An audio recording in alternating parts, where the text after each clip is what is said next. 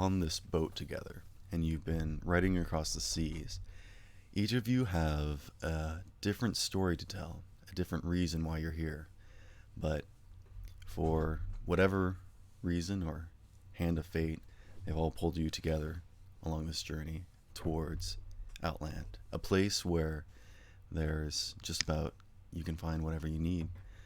You can get away, find your escape, search for glory and adventure, and friends of many different kinds, shapes, and sizes. But this morning, you know that you're nearing your journey's end, and as you wake up to the dawn of the new day, the skies are almost eerily unobtrusive as the clouds are thick and heavy, and heavy mist rolls across the water that you can't see hardly anything within a certain radius of the boat. And yet you are confident in the crew and its captain guiding this vessel towards the shores of the land that you seek. So, where are all of you right now as you wake up? I'd probably be down below deck studying my spellbook with Gorsith. So, What's the name of the dragon?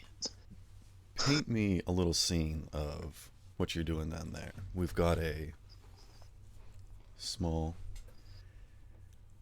skeletal dragon curled up in the lap of your character, and I'm gonna go ahead and let you paint this picture for us.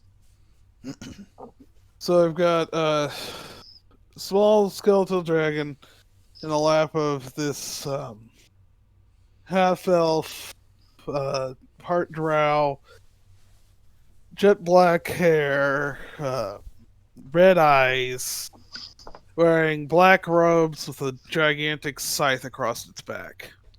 Oh, shit. Studying this very large tome that has the symbol of a moon with a blade and a scythe crossing over it.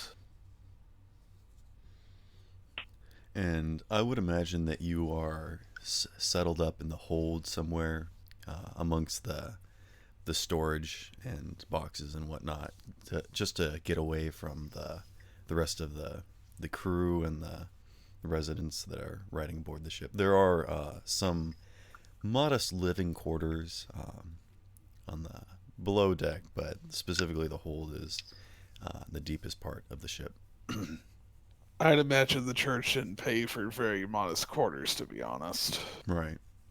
You're not stowaway though, correct? Yeah. No. They paid to make me go away. That's right.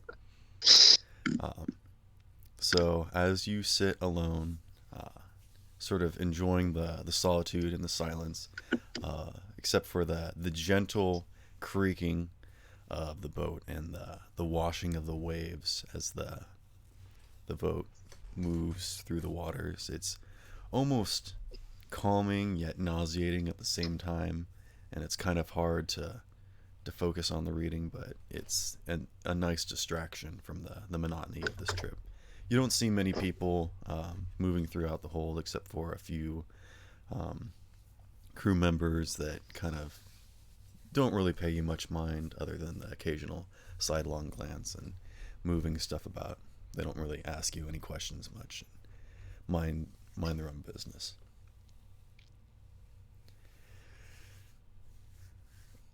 Neko, where are you situated? I assume that you would be in one of the rooms, possibly next to the captain's quarters. So some of the more modest quarters, there's some hammocks sort of hung up in a rather large room. I also just put up a photo of my character. Ooh. Oh, shit. Oh, where'd you put it? Oh, there we You go. put It's it in in the... Outland D&D Ooh. campaign. Yo, There you go. Here's Oh, the- we Dragon's got some White, sprite dude. art. Well, that dragon, they don't have a bone dragon for the token maker I use, so I had to use that one. Using the It's reroll, nice right? though. Is that what Yeah. it's called? Okay. It's actually pretty worth the $7 that you pay to use it. I've been looking at that one. That's super cool. I don't got anything like that. What the hell? You gotta flex on us like that? Man, Well, I you're mean, if lame. you guys want me to create your characters, then I could do it. That'd be No, fun. it's fine. Maybe we'll get It's that for the absolutely fine. next session. We'll get some nice art up on here. Get the nice art going. Mm-hmm. Mm-hmm. It's really cool though. Mm-hmm. Sorry. Draco the vet. Draco the vet.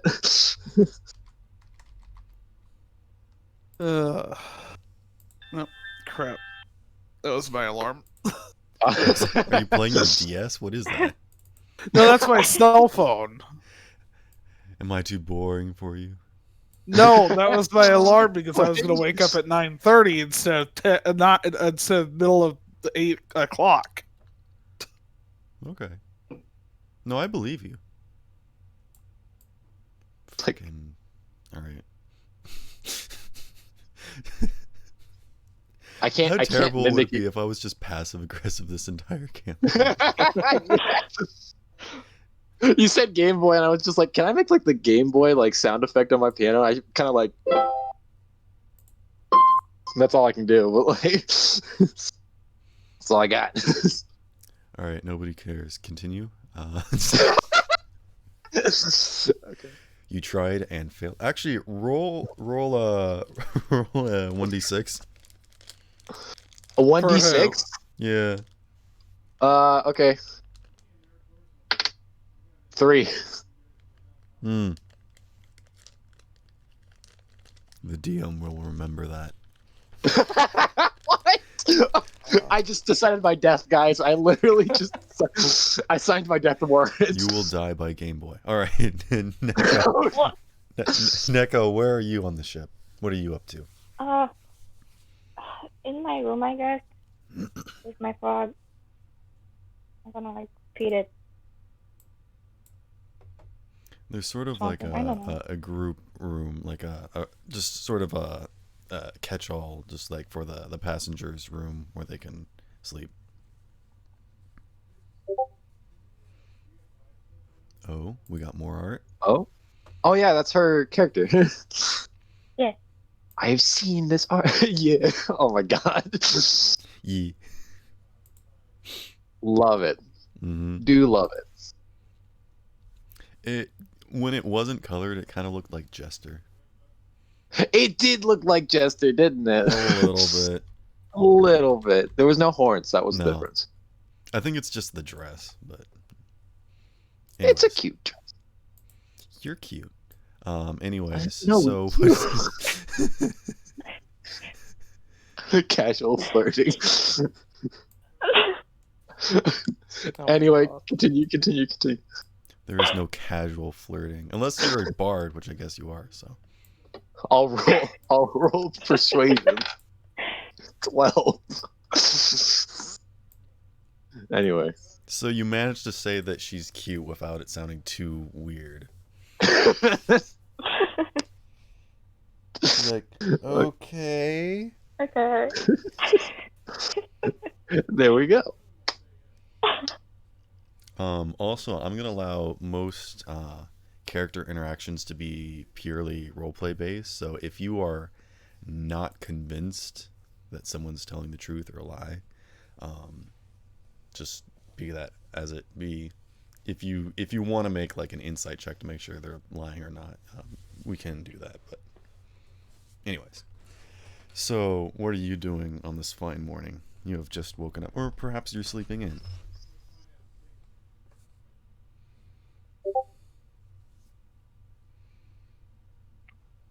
Hello? Who are you I talking don't to? know. And Neko. He's talking Oh, okay, directly. okay. I'm nervous. I'm sorry. No, you're good. I guess I'm reading the book I have that I got from my father. Just studying. Nice. Oh. That was the wrong answer. No, I'm just kidding. I'm sorry. All right. Oh, I guess oh no. Jakimbo, do you want to introduce your characters? Characters. You can start with whoever you wish. All right. Well, is there any cabins in the room or in the boat? There's like sort of one large cabin where there's a few cots or not cots, hammocks, because cots would definitely go flying everywhere due to the rocking of the ship. There are hammocks where most of the passengers are allowed rest, which is separate from the barracks sort of living quarters for the rest of the crew. These are much nicer than the crew area. Okay. Well, in one corner of the ship, working at whatever he can make do for a workbench, there's an elven guy with some glasses. He's wearing some pretty basic robes, but if you look closely, you can see kind of a official-looking crest that might make him out to be a member of a guild. He looks like he's tinkering with something of some sort of weird device that's just bizarre looking. But standing off to the side and kind of just passively hanging out against a wall, you also see a warforged, kind of metallic looking humanoid structure guy. He's just kind of hanging behind him at the moment. Ooh. So, was your character sleeping at all, or was he basically working through the night? The inventor pretty much sleeps as little as possible, Okay. so pretty much up all night. He's got caffeine pills. Something like it, probably. Oh, dude. All right. So, as you see the dawn of the new day start to pierce through the windows of the ship, and even some fairly slight cracks through the wood, which is kind of concerning yet also beautiful, you feel a sense of almost warmly homeliness sort of wash over you, as you can feel you're all at nearing the end of your journey. So you can hear the sounds of the crew running about on the ship. They're getting ready and making adjustments, which seems to be a bit more of a clatter than you usually hear on a regular basis, even though you've weathered some fairly simple storms and rough weather. They seem to be much more lively this morning.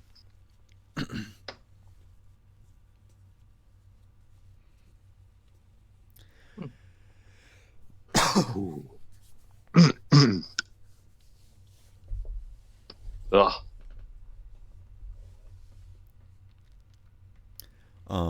Draco, you're Yeah. in the hold, correct?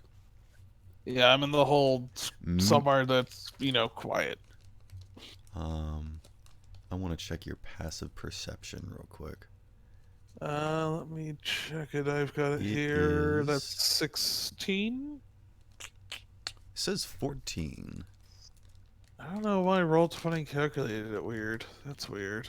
All right, so as you're sitting there, reading your book, nobody's been down here. Nobody's come in down through the hold cover and down the steps. But you hear a clatter almost several feet away from you. And you look up and glance about and you don't see anything. But you can't shake the presence that there's something else down here with you. And your dragon is also on edge. Interesting. I will get up and search the hold looking for what made this weird noise. All right, so you're just doing a general look around? Investigation. More like it. Yeah, go ahead and roll for investigation. It's just a 1d20 plus 17. All right. So you definitely notice this like one crate that's right in the middle of the room. It's definitely away from all the others. It seems to be made of like a different wood and make from all the others. Like the rest of them seem to be pretty much uniform in the way that they were all packaged up and done. This one definitely seems to be made of a less quality wood, almost like it was cobbled together by someone else that was less experienced and not used to packaging anything. Okay, that's interesting. Any shipper's marks, any receipts on there, anything like that? Nope. It is a completely actually I'll give it to you. There are no markings on this crate, which is suspicious. That's what I'm thinking. And as the boat rocks ever so slightly, I mean it rocks quite big, but because you are so low in the depths of the ship, and because of the how slowly it rocks, it doesn't push you too much off your feet, but at the same time, it is noticeable enough that the crate is almost moving with the ship. Like it's not heavy enough to be too heavy that it's got enough friction. Okay. And I'm guessing the crate's open also, isn't it? No, actually, it is completely sealed. Interesting. At least from what you can tell, from how you're looking at it. Do you want to investigate further or anything? Yeah, I'd like to investigate further since All right, we weren't talking about just this go ahead and tell me what creature. you want to do, like looking at it. Or you gonna poke it? You gonna cast a spell on it? What you want to do? I will ritual cast detect magic. All right, so that's a radius effect. So you detect magic, and for the most part, most of the stuff in the ship, like on the ship and whatnot, I'm gonna go ahead and give it to you. Like you can pretty much detect magic across the entire ship, and most of the magic you can detect is in the hold, off to one end of it specifically, just like in boxes and whatnot. But there's also up above you, which you can tell is where the rooms are held. There are beings and items of magical power above you. Interesting. But there is no magic coming from this box that you are in front of. Okay. And you said there was something that came down the hole to the hold and scattered around, right? That's what was investigating originally. You heard some sort of sound of moving, and the only thing that you can tell is that there is this one crate that has been moved. Interesting. I will. And was it there before I got there? It's definitely been moved. Okay. Like you would notice a crate that's in the middle of the room. Yeah. Okay, so I am going to. I'm gonna try to open it. All right. What you gonna do? We'll see what's going on with this very odd crate. I mean, it is nailed tightly. You would have to get some sort of Crowbar. yeah, or no. something. You can't just like Interesting. open it with your bare hands. Yeah.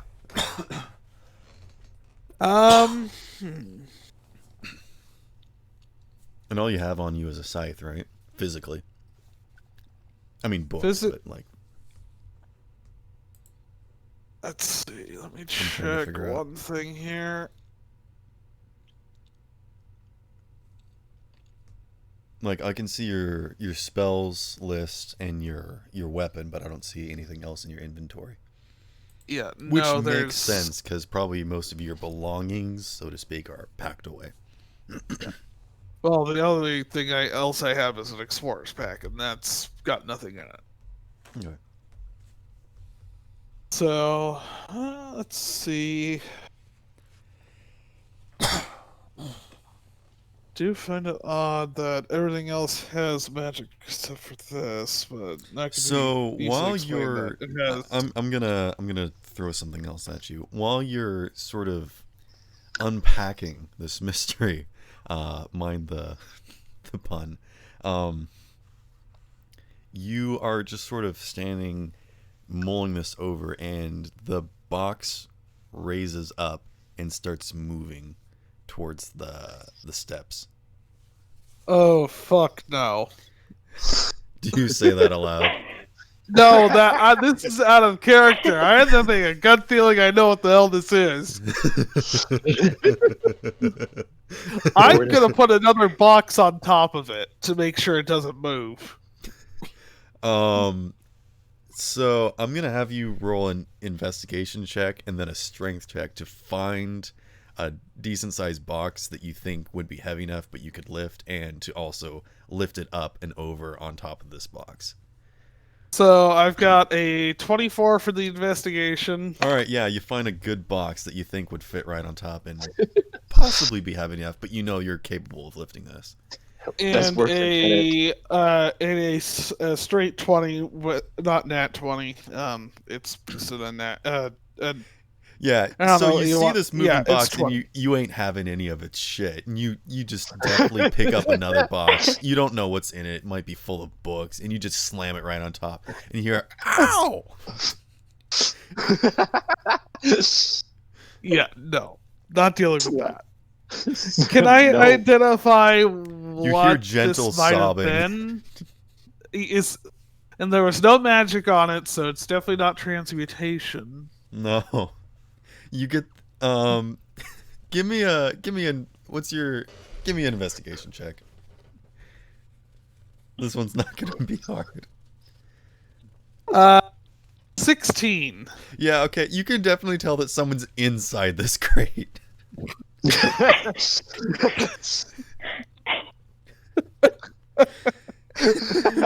Okay.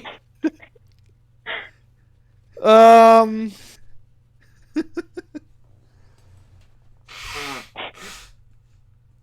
I mean, I could use the scythe to pry it open, but I don't know how much my church would like that. The box kind of, you can hear pounding from the box as it like tries to keep moving. Got you. You hear a gentle, oh no.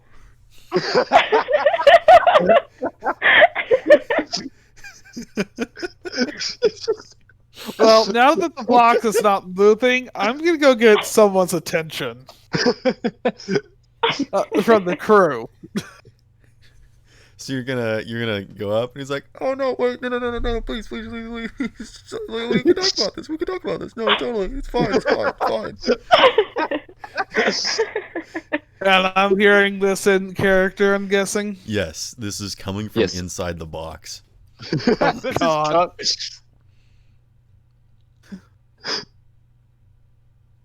What do you want? Why are you pleading with me for assistance? Okay. Okay. Shit. So, okay. I'm in this box, right? If you help me out of this box, I could do something for you. Discuss. He starts pounding on the box again. I'm actually gonna make a strength check for him. I want to make an insight check to see if he's lying. He rolled a 14, so he actually starts banging it, and it starts to shift the box, and it doesn't come off, but it's definitely like moving around. You can tell that if he keeps doing that, he'll be able to knock the other box off. Make an insight check for what? To see if he's I lying. just want to see if he's lying about whatever he's wanting to. I'm gonna say you don't have to roll an insight check. You can definitely tell he's gonna do something if you let him out, but I mean, I don't think you need a roll for that one. I love the idea of just like, can you roll an insight check to check if he's lying? He's just like, no, he's not lying. He's in the box. Okay, He is in the box and he can do stuff if he gets out, but I'm gonna try to open this with my, I guess my scythe. I can stick it in the sticking in the box would try. are you gonna like probably pry off the almost side? Are you kill gonna it. take the box off the top, or are you just gonna try and break off the side? I'm gonna try to break off the side, but I'm gonna actually, take the All top right, are you box gonna off. force this thing off, or are you gonna try and finesse this off? Like- Probably finesse. All right, go ahead and roll. Just roll d20, add your dex modifier.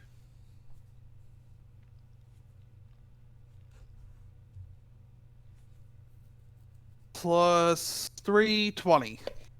Yeah, Damn. okay, so you jam your scythe into this thing, and he goes, "Ah!" as the blade pierces through it.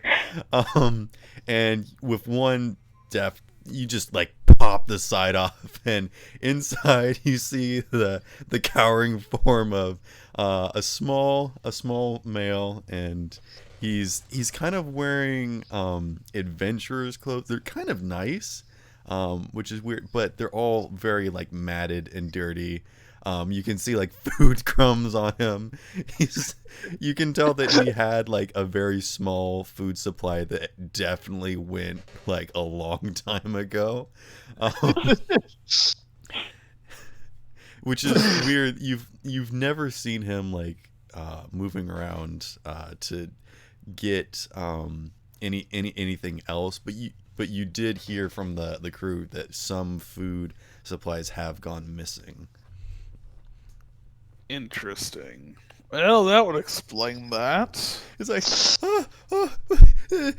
but please don't hurt me. I'm just hi. He slowly crawls out of the box with like his wrists sort of up and like towards his face, kind of like, see, I've got nothing to hide, but also like protecting his face.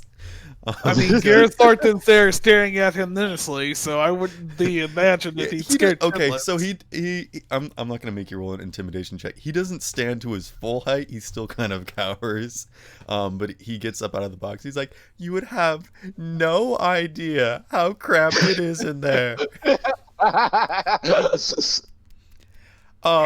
So my name's Chad, and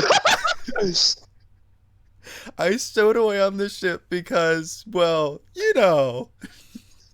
He's just there. So what are you doing here? Well, Chad, I got forced to be on this ship, unfortunately, by my church. Thanks to my little friend here. Goddamn religion. He's like, ooh, what kind of church were you into? Not the good kind. Oh, well, you know, potato, tomato. I mean, God kind of sucks, but what can you do? He like shrugs. So you on some crusade, or what's the deal? To Oh, that's right. spread You got banished. That's right. You got forced to leave. So anyway, I'm like really hungry. Do you have any food? Look down at my bag. I mean, I've got a little bit of food here. He what is it? It's literally trail rations. Oh, okay. He's like, oh, well, okay.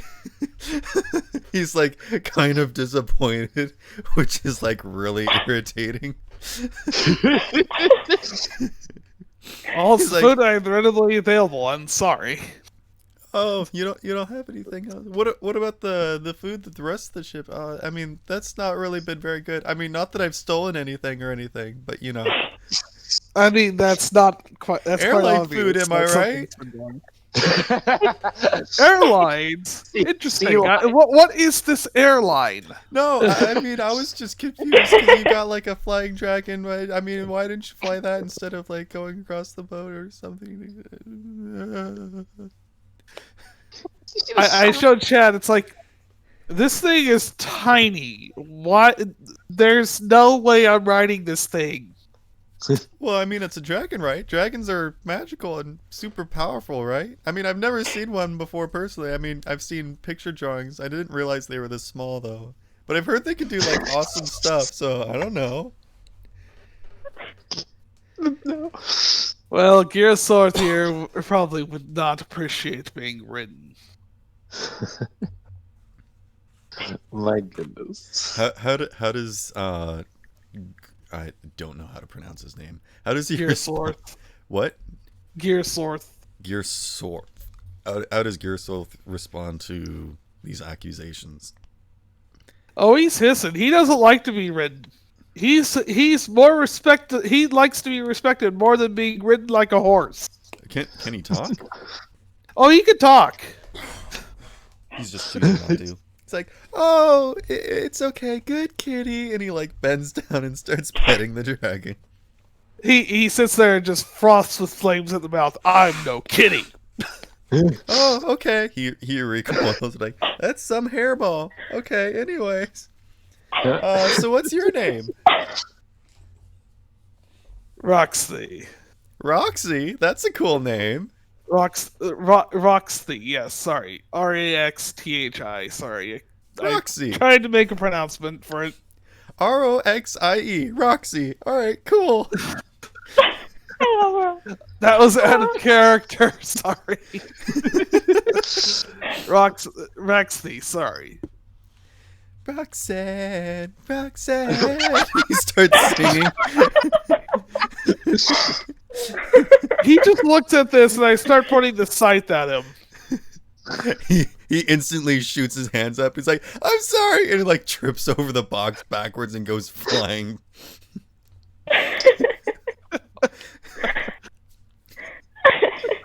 It's just. He's like on his back with his feet up in the air, propped up against the box, and you can notice that his boots are very well made. Like they're more than just adventurer's gear. They're actually like quite nice. Not necessarily something of nobility, but definitely more than just like some sort of scavenger or scrounger would find. And it seems to match the rest of his attire. So this isn't just like some random kid that found some stuff. Interesting. So he quickly scrambles to his feet and is like, sorry, my hands, they're still in the air, don't worry. I mean, I kind of had to use them to stand up, but they're so how's your day going? Well, it was good until I found a odd moving box. He you can see his entire form just kind of go limp, and he's just like really sad. Oh. I'm sorry. I mean, like I can leave. I was leaving. I mean, can I have my box back? I'd like to keep my box. I priority. He looks down at it and sees that you've like completely ruined it by taking the side. He's like, well, that's okay. You could keep it. It's not like the ship's box. It's just like his box. I mean, it is. You get the impression that he made it, which it's not exceptionally well craftsmanship. Oh.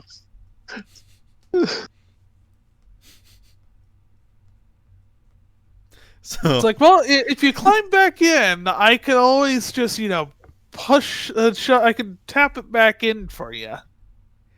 yeah, well, see, here's the thing, and you can also tell, like in the bottom of the box, there's like a hole for him to stick his feet through. I was kind of using that as my disguise, so I'd like to have it back. But I mean, I mean, he makes sure that he like shakes his hands to make sure that you know that he's still got his hands up in the air. I just he like doesn't know what to say. I mean, I'd like my box, but you don't have to go out of your way just for me, little old me. My name's Brad, by the way. Okay, Brad. Well, you can either get back in the box, or I can just go above deck, and Well, they can as just soon as you find say you you later. could get in the box, or he like starts running towards the box. It's okay, I'll get in the box.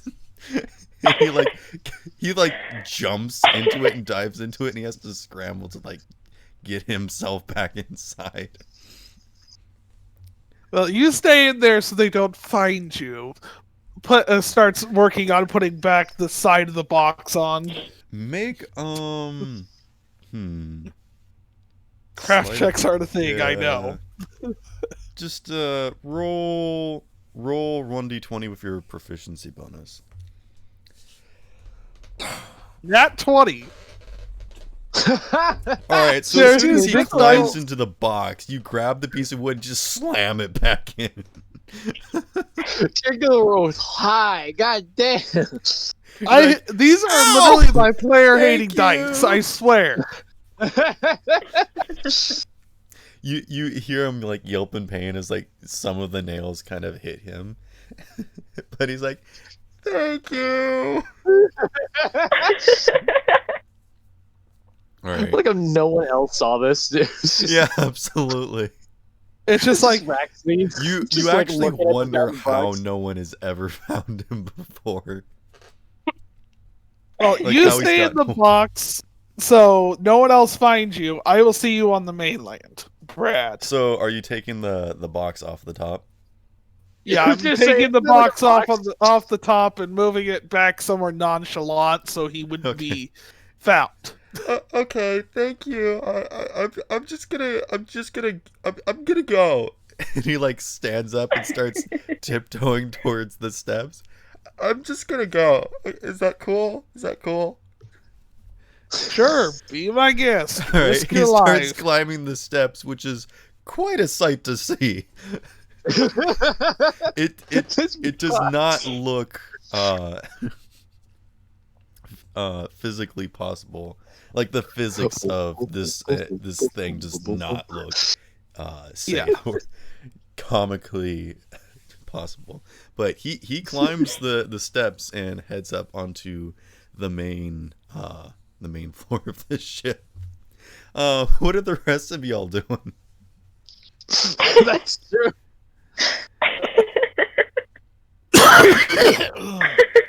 By the way, does anyone else know who this character is? I think Neko does. I'm gonna cry. I have no clue. Okay, it's a character from Just Roll With It. I know him. I love him. Oh, is it? My god. Great. That's awful. Oh. This little box I mean, man. totally not stolen own original character. His name is Chad, not Brad. So He changed his name. original though, content, so- do not steal. The original content, do not steal. All right. Chad the box man. So Neko's just reading. Jakimbo, your character stayed up late. Is he like getting hungry or anything? He's hungry. He's exhausted, but he's completely engrossed in messing with his little gadget on the table. Okay. So he's not gonna be doing anything this morning. Not gonna go outside and enjoy the fresh air or anything, like get stretched. I mean, he knows that the journey's almost closed. I'm guessing that's a hint. Well, no. Excuse me. Excuse me. Take anything I you will can. say that as you're reading your book and tinkering with your stuff, you do hear a clatter out on the main deck. Bruh. And you hear a very faint voice go, As, since he's a very curious person, I guess that will finally snap him out of his little tinkering-induced trance. Sets down his weird little project. He'll tap a little. He taps an object with a tool, and a light goes out. And then he'll start wandering towards the the sun ladder, I'm guessing, disappears. or towards the staircase, and says, "Come along," as he waves towards his little Warforged companion. So as you open up the door, you there's sort of like the bed the bedrooms sort of are split into two sections. There's on one side there's the girl side, and there's the men's side, and there's a small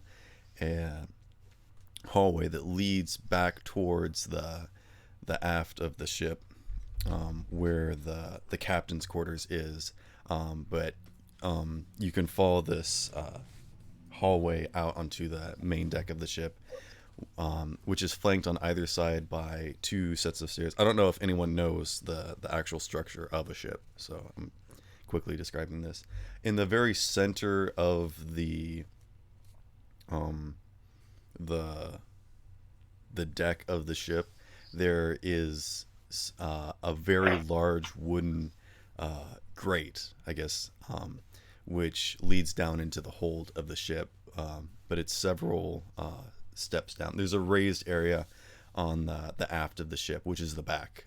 I guess I should just say the back, which is raised, which is where the living quarters are. So the living quarters are on the same level as the deck of the ship, which is where everyone walks about in the open air. So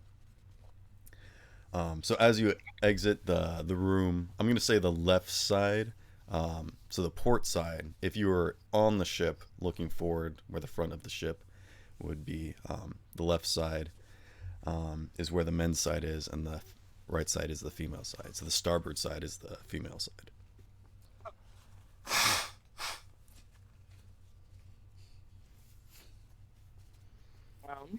So as you make your way out of the room and step out into this hallway, you kind of stretch your limbs, except for the robotic companion that accompanies you, and you make your way out into the daylight that filters through this very dense mass of fog.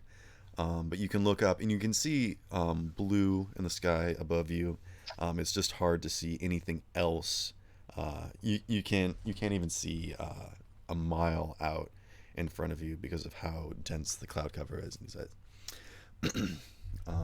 and right in the middle of the deck there is a box that is sort of off kilter, and people move to and fro across the ship. Some are scrumming, some are moving ropes, and they're climbing up and down various parts and working mechanisms of the ship to adjust the sails and whatnot. And you hear a large booming voice from behind you. Good morning. And you can shush. You turn to see the captain of the ship, and he's propped up very proudly behind the wheel of the ship. He's like, "Lovely day, isn't it?" And he like looks around with this big old grin as he looks at just the terrible weather that's nothing to see. "You see these clouds rolling in?" And he kind of gestures a finger towards all around him. "These kind of things only happen when we're getting close to the seaside. We've got large mountains near the coast that prevent the clouds." And he kind of like starts going on to the spiel about how he can tell that we're getting close because of the cloud cover is rolling back towards the sea coast. Ooh. Oh, my... Shouldn't be there in just a bit. Oh, well, that is good to hear. Aye. Could you tell me more about the science of this the mountains and the weather? I haven't studied weather that much. His eyes kind of glow and his eyebrows shoot up, and you can see several other crew members like roll their eyes or shake their heads, and he's like, "Really now? Oh, I could tell you many a story about," and he starts going off into this big old spiel about how he was once this great academic scholar, and he studied the skies and the weather and the stars, and he's like, "Only by chance did I happen upon a boat and realized that my true calling was the sea." Can I do an insight check on him to see if he's actually or telling the truth about that? Yeah, sure, go ahead. Okay. I got a 9. All right. So you don't really know if he's telling the complete truth, but I mean, looking at him, you can tell that some of his appearance is sort of made up, and a lot of his backstory is in such a detail that you can tell that he was a learned, almost scholar fellow, and he really tried, like the pirate, the shtick that he's really going for is kind of old fashioned, but he's really putting it on heavy. And he's got like this big old like coat and this hat, and he's got like a fake hook that's like tucked into his belt that he likes to brandish on occasions. And you would know this from the journey that he's more of an actor than really an old sea dog. He looks back to his robot companion and kind of whispers to him, "Take close note of this. Seamen are very kind people, but they tend to over-exaggerate some things, so don't take everything for what they say. But don't just write it off either." He starts telling stories about how he fought all these sea monsters and caught these things, and by the time that your robot has finished taking notes, he's written Moby Dick. He just like starts going off into random tangents and stories and retelling the old days, and then finally someone comes and goes, "Hey, Captain, we need you to come take a look at something." Just like anything to get him to stop talking. Like, "Hey, all right, show me where you land, lubber." He's like, I work with you. All right. Anyways, over here, we've got this strange box on the deck. The box! Oh no! And as you turn, you can see that the box has definitely moved, and it's slid up against the wall, and it's almost scooting past you back towards the hallway. But once you turn to it, it stops moving. I'm gonna go up to the box and try and investigate it. All right, roll an investigation check. Okay. Where's my button? 8. Yeah, so that's a box. It's very box-like. It's made out of wood. It has nails. Hmm. You turn to your robot companion. You're like, "You see this? This is a box. We humans use it to store materials." And the robot almost it wishes it could roll its eyes. But you do notice that there are marks where the side of the box was damaged due to some blade piercing it, and some of the nails on one side of the box looks loose. Is there any like holes that I can peer into? I mean, one side of the box is definitely not as nearly attached as all the others. I mean, it's not a very well put together box to begin with. I'm sure you could find some hole to look into or some large crack. You don't really see anything though. It's just dark. I want to pull out like a smart pick. Is there any like debris lying around the box?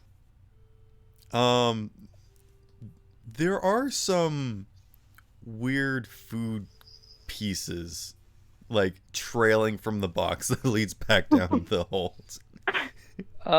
And Mike. you can hear munching on the inside. Oh, what'll Diesel do? He goes over and picks up one of the random food bits and pulls out a very strange looking tool and kind of taps it to the food. And it starts giving off a pretty good light. And he wants to chunk it inside the hole and see what he can see inside. So you throw the glowing piece of food inside, and I mean, it drops in really quickly. You really can't make out like what's in there. It's just kind of bright. You see just like a bunch of shifting something in there, and then the light goes out, and you can see like this very faint glow, and goes. I knew I'd left that somewhere. Hello, is someone in there? No. That sounds very convincing. How are you today? Why are you in a Hold box? on, I'm gonna roll a deception check. What's that? No, I'm just kidding. Oh, okay. He doesn't believe you. So what'd you say to him? How are you doing in there? Yeah, how are you doing? Why are you in a box? I mean, no.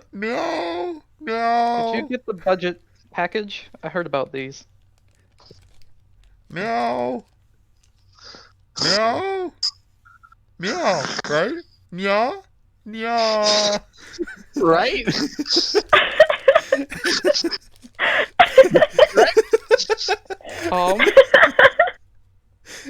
Meow, right? I'm pretty sure that's right. By now, Meow.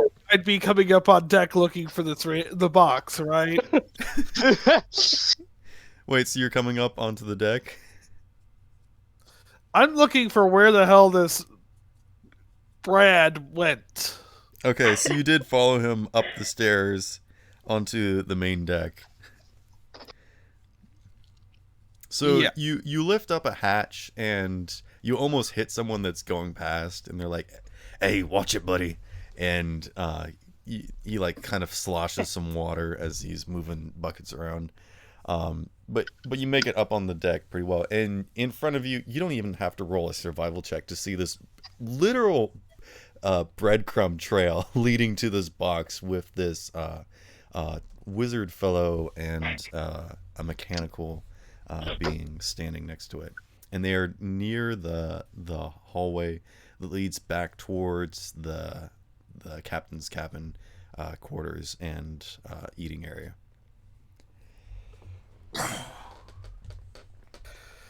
Oh, jeez.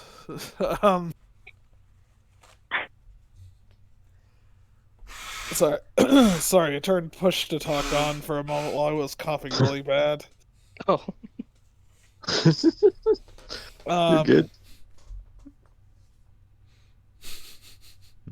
Oh, why did I'm gonna wave my robot companion to kind of open up the lid. All right. How is he doing? Is this finesse or is this strength? Is he gonna try and does he know how to open boxes, or is he just gonna try and tear into this thing?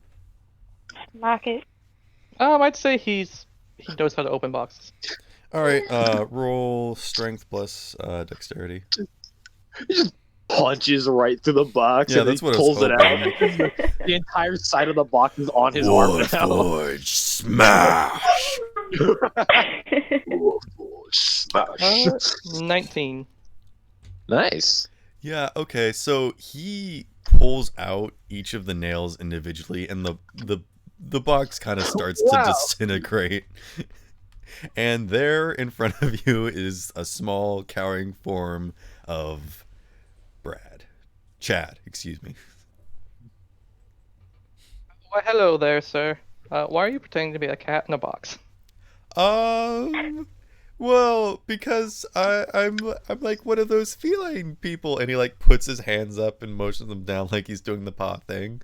He's like meow meow. I'm one of those cat people. I don't remember what they're called. I'm sorry. I don't see much fur on you. I'm a half breed halfling thing.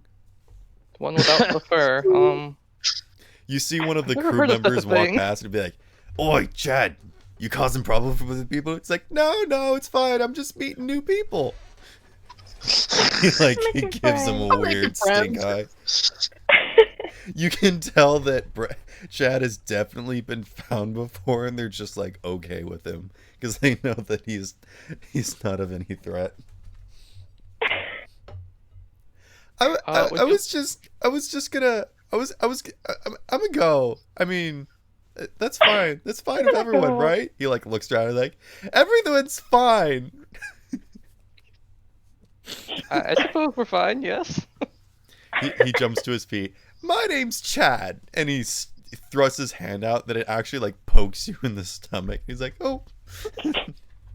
Take a step back, and hesitantly reach out, but lightly hold his hand that looks pretty filthy at this point. I'm He guessing. grips it and starts shaking it furiously. Nice to meet you. So what's your name? I am Riordan, and this is my companion, Proto, behind me. He waves to his takes warforged. his hand and withdraws it. Actually, he doesn't even let go of your hand, but he just swings it over to Proto and almost pulls you off your feet if you don't let go. What was your character's name again? I know Proto, but Riordan. Riordan. Riarden. Yeah, Rick Riordan, yeah. the novelist. Oh. Not quite spelled that way, but good enough. Yeah, that works. Anyways, you're not here, so shush. I'm sorry. Don't be rude, Proto. Just copy what I did. And he reaches out, exactly the same as Riordan does, and Roll a strength check. Oh no, he's going to break it. 11. Yeah, you can definitely see Chad's face. Ah, this is gonna be so hard. Chad like grimaces like terribly. He's like, it's nice to meet you. Not so hard. Not so hard. Just a light grasp. Your light grasp, like you do with the containers and the bottles. Not. Don't crush him. He forces a smile and then like pulls his hand back and like starts massaging it gently. I apologize. He's very new. It's okay. I'm new too. I mean, I'm old enough that it's okay for me to be on my own. I'm not a child. I mean, my I don't name's think being on your own is dependent on your age. And you clearly are not. I mean, I've never been outside much before. People don't like it when I go outside. I don't know why. I cannot imagine why. Anyways, I'm really hungry, so I'm gonna go this way. And he like points down the hall and like starts inching away from you. It's nice to Just meet kind of- you, and I'd love to hear your backstory or like whatever you want to talk about. Like I'm always here if you just want to talk or anything. And he like kind of looks back down in the box like, but it's okay, it's fine. That guy just kind of gives him a very strange and quizzical look and a half wave. Take care. Yeah, I'm used to that. And he like kind of starts walking down the hall. And then someone steps out of the captain's quarters. It's not the captain, because the captain's up top. But he's like, "Hey, Chad, not going to the captain's quarters again, are you?" He's like, "Oh no, it's fine. It's totally fine." Like, Chad, he like gives him a really bad stink eye. He's like, "Okay, well, I won't. Okay, I won't." He gives him like a really like deep scowl that like makes Chad like bend over backwards and then brushes past him. He's like, So anyways, and he starts walking back towards you. Have you guys got any food?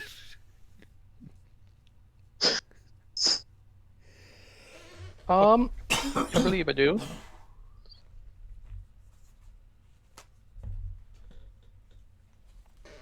The guy that Go walked on. past all of you said, "Hey, grub's in just a couple hours. All right, just hold on. We're making it right now." And you know that they make they carried some like produce with them, like for like the very first like short term of the trip, but for the rest of the trip they kind of have like this pasty gruel that they keep. There's some breads and whatnot that they can store, but it's usually just stuff like pickled materials and just kind of not the greatest food, but it's pretty much the only food that can be like preserved over such like a long trip like this. I'll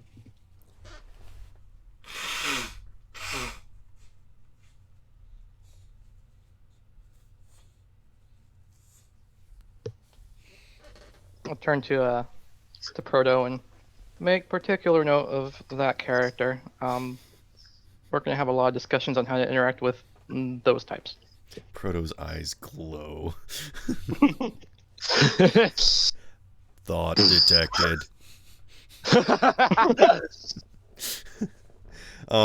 Ain't no thoughts on my ship.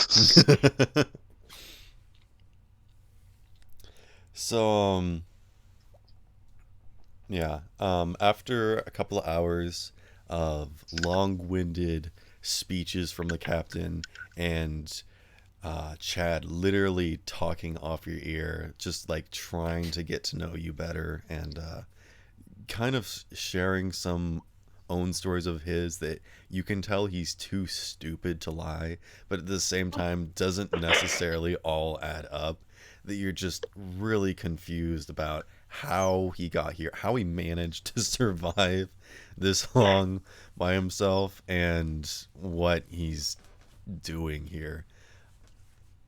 I actually wanted to point something else out. Have the rest of you met each other, spent some time over the course of the trip, possibly getting to know each other, talking, discussing anything? Riordan's pretty much been completely engrossed in his work at the moment. But if anyone came up to talk to him, he would have been friendly. Okay. What about you, Jakimbo? That was me. Draco. You fool. I probably would have talked to some people on, in the general area or up on top of the deck or something. But that's about it. You tend to keep to yourself. Yeah. Okay. What about you, Neko? I have my frog. I'm fine. Frog is love. Just Frog a is life. small girl and her frog. She doesn't need no. I don't need anyone else. I have my frog. That's so I'm a small, sad. independent girl that don't need no man. I have a frog. I don't need friends. I've got this frog. It's fine. I got this goddamn frog. No one can touch me. This is so not cash money. Greg. So anyways, after a short while of listening to the incessant blatherings of the other two notable members of the crew, the fog starts to get thicker and also less in some places. You can almost see where there's sort of walls of mist that you can just stand and the ship passes through, and then you can see clearly again. It's very strange, and it's almost so cool that it's not even very eerie at all. But as the ship keeps moving along and the waves start to get more and more rough, and the captain notes that is because we're getting very close near to shore, we should be able to see shore any second now. That is, and you've eaten your food as well. So, that is when we are going to. A grub. This is our friend the rhythm bot. There he is. The rain starts to come in, and as the water slowly hits the deck, you all sort of put on your coverings and whatnot, and you hear a voice call, brave friend. "Captain, ship to the starboard!" And you can slowly see the shape of a ship burst through the clouds and is coming right towards you. And the captain says, "Men, battle stations!" And you can see just like everyone's frantically running around as you see the ship getting closer. And above it, you can see the small flag of a crab. And you notice for the first time on your ship, there's a small flag above the mast of your ship, which is that of a bird. I mean, you probably noticed it before, but you didn't really recognize the significance of it when it wasn't compared to this very similar flag that's a crab. And this ship comes towards you, and it almost comes up alongside you as your ship veers off to the side, and you can see that there's a whole bunch of other very similarly dressed crew, but also again in a different color. It's green sort of accents and whatnot.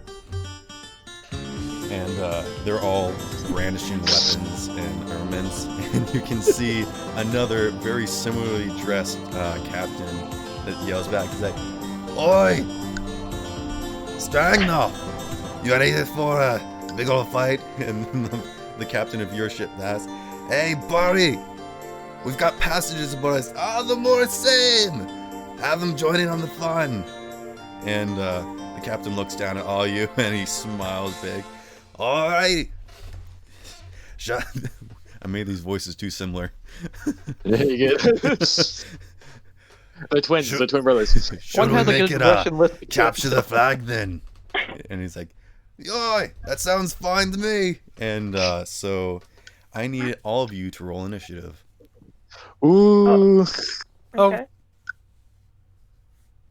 Let's see. Oh, The fuck. game begins. When we roll 3. initiative. Also, Ashton, would you like to introduce your character at this point in time Yes. that came up along the ship? So, Where are you? Are you like hanging from the I- ropes or anything? I am currently standing next to the captain, as he's Ah. yelling.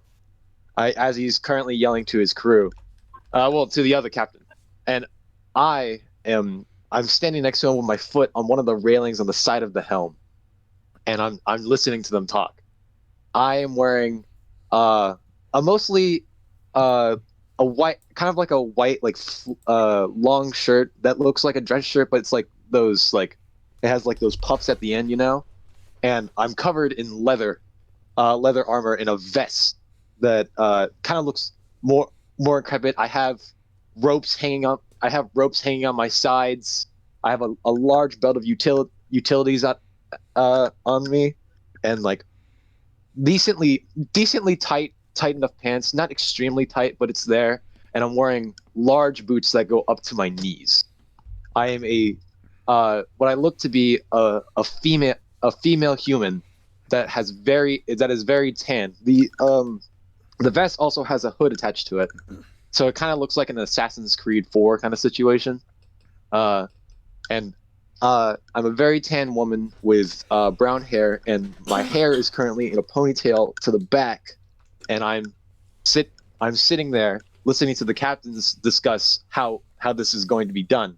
And then I turn to the crew. "Good day to be sailing the goddamn crab. Looks like we're gonna get a little bit of a mess, aren't we, man?" They all sort of cheer. Like everybody knows you. Important thing. I assume Neko is, or actually, maybe I shouldn't say that. Are you on the deck with everyone else, or are you still in your room? No, I I got out of my room when I had stopped happening. Okay. Yeah. There's probably an annual, like every single day people will come out onto the deck to eat meals and whatnot. Or at least in the morning, just to enjoy the fresh air as much as you can. Does Neko recognize you, Ashton, at this point? No, she Okay. does not. I'm too far away to be seen. All right. I asked everyone to roll initiative. Could I get everyone's rolls, please? I put Alright, mine in here we chat. go. It was 3. Yeah. Yep. You're 17. Now you know I'm not gonna lie. What'd you get, Ashton? I got 3 too. I rolled All right. a 2. Okay. Ashton, I'm gonna say that you go first because your boat Okay. is technically got So, a surprise check. round. I'm just gonna let you go first. What did Draco? What'd you get? I got a 15. Wow. Wow. Oh, Kimbo, I actually need you to roll 2 initiatives. Oh, that's right, because he has 2 boys. Right. That's super cool. I like the concept of that with the Warforged. Actually, I'm gonna just have the Warforged go in, because my guy is not really gonna. He doesn't want to participate in violence like this. All right, that's If fine. that's all right. Okay. Neko, what's your initiative? I got 17. Wow. Wow. All right, so we got 2 really good people and 2 not so great people. All right, so Neko, you actually go first. Oh. So you've got this enemy vessel that has just pulled up alongside yours. The captains are bantering.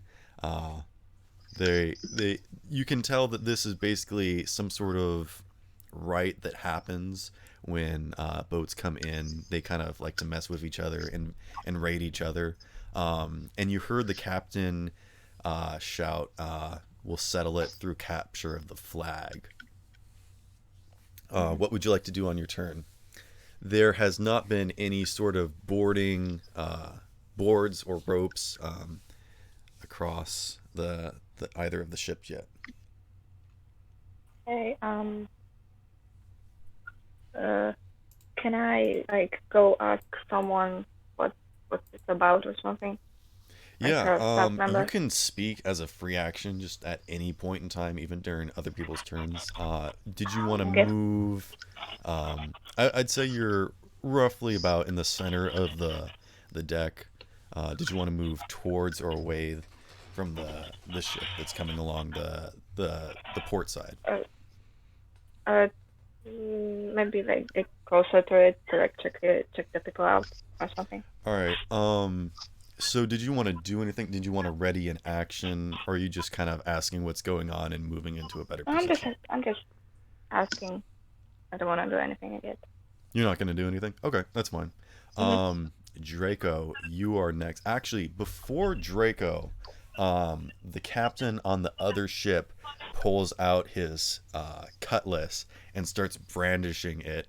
And you can see that this is getting the other men excited as they're getting ready to fight. And now it's Draco's turn.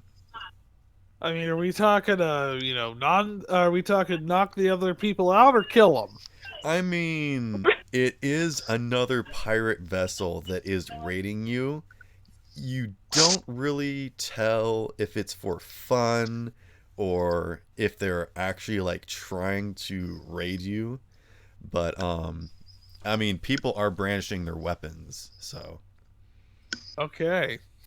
I am going to cast Mage Armor. Okay. So I'll boost up my AC a little in preparations for this. All right. And I will pull out said scythe. All right. So you see this slender form of this half drow sort of reach back and grab a hold of his scythe, and as he slowly pulls it around, you can see this shimmering light that sort of appears over his form, and he just swings out his scythe in just like the most wicked badass way possible. And you can see several of the other pirates on the other side of the ship kind of like look at each other like, oh my gosh, I didn't realize we had a badass over here. Oh God. And actually, it is their turn. So, for the sake of simplicity, I'm just gonna say that they're gonna start throwing ropes and boards. The pirates on your side of the ship are also doing it. They're basically lashing the boats together, and they're dropping planks across the side. There's going to be about 3 planks evenly spaced along the side of the ship going across, and a few of them are. I'm actually going to say that 2 jump down from the where the sail is, and they're going to drop down in front of just beside Neko, not in attack range, and also in front of Jakimbo's character. And that's the end of their turn. So, Ashton, you are up next. I am up. All right. Take my foot off the helm. Can I make a perception check to see what I can see on the other boat? Yes. Make a perception check. Whoop. Heck yeah. 16. All right. So you don't necessarily recognize the ship and its crew, but you do know the captain just from talks and stories, and you've never necessarily worked with him or been around him too much, but you know who he is. You do see several adventurers and just random people that you don't necessarily recognize, but I will say from that role you do recognize Neko as she runs up towards the edge of the ship towards yours and readies herself. Is the captain at the helm? Yes. Both captains are staying at the helm. Okay. I look down and I see Neko, and I think to myself, I guess we should be doing character names. I'm sorry. Yeah. So Mufu. Actually, could I get everyone to change their names to their character names, please? Ooh. Oh, okay. All right. Let's You see. don't have to change your art, but it would be most appreciative if we would change our names. Just because I am very bad with names. Oh, that's also going to move people around in the channel. We're moving now. Also, Ashton, does your character just go by Mysterioso, or do you have like a nickname, like something that everyone else calls you? Like, does Mufu call you Mysterioso? I have a real name. That is the nickname. All right, but I'll put the real name next to it then. But like, do the people on the ship that you're with, do they call you like Sirio or something for short? I'm being They probably moved past Landlubber. I wasn't sure if there was like some other sort of off name that. No, the name I'm partaking for everyone right now is Sharia. Okay. I would like, if with your permission, to give you the nickname Chancer from the other pirates. I feel like that would be a nice name. I'm okay with that, absolutely. Okay. Wait, who did we lose? Oh, Rhythm. That's fine. Yep. Okay. I'll take that name actually over the original name I had. That's just a nickname that the people, these pirate folk around here call you. Yeah. All right. Then we'll take it. There we go.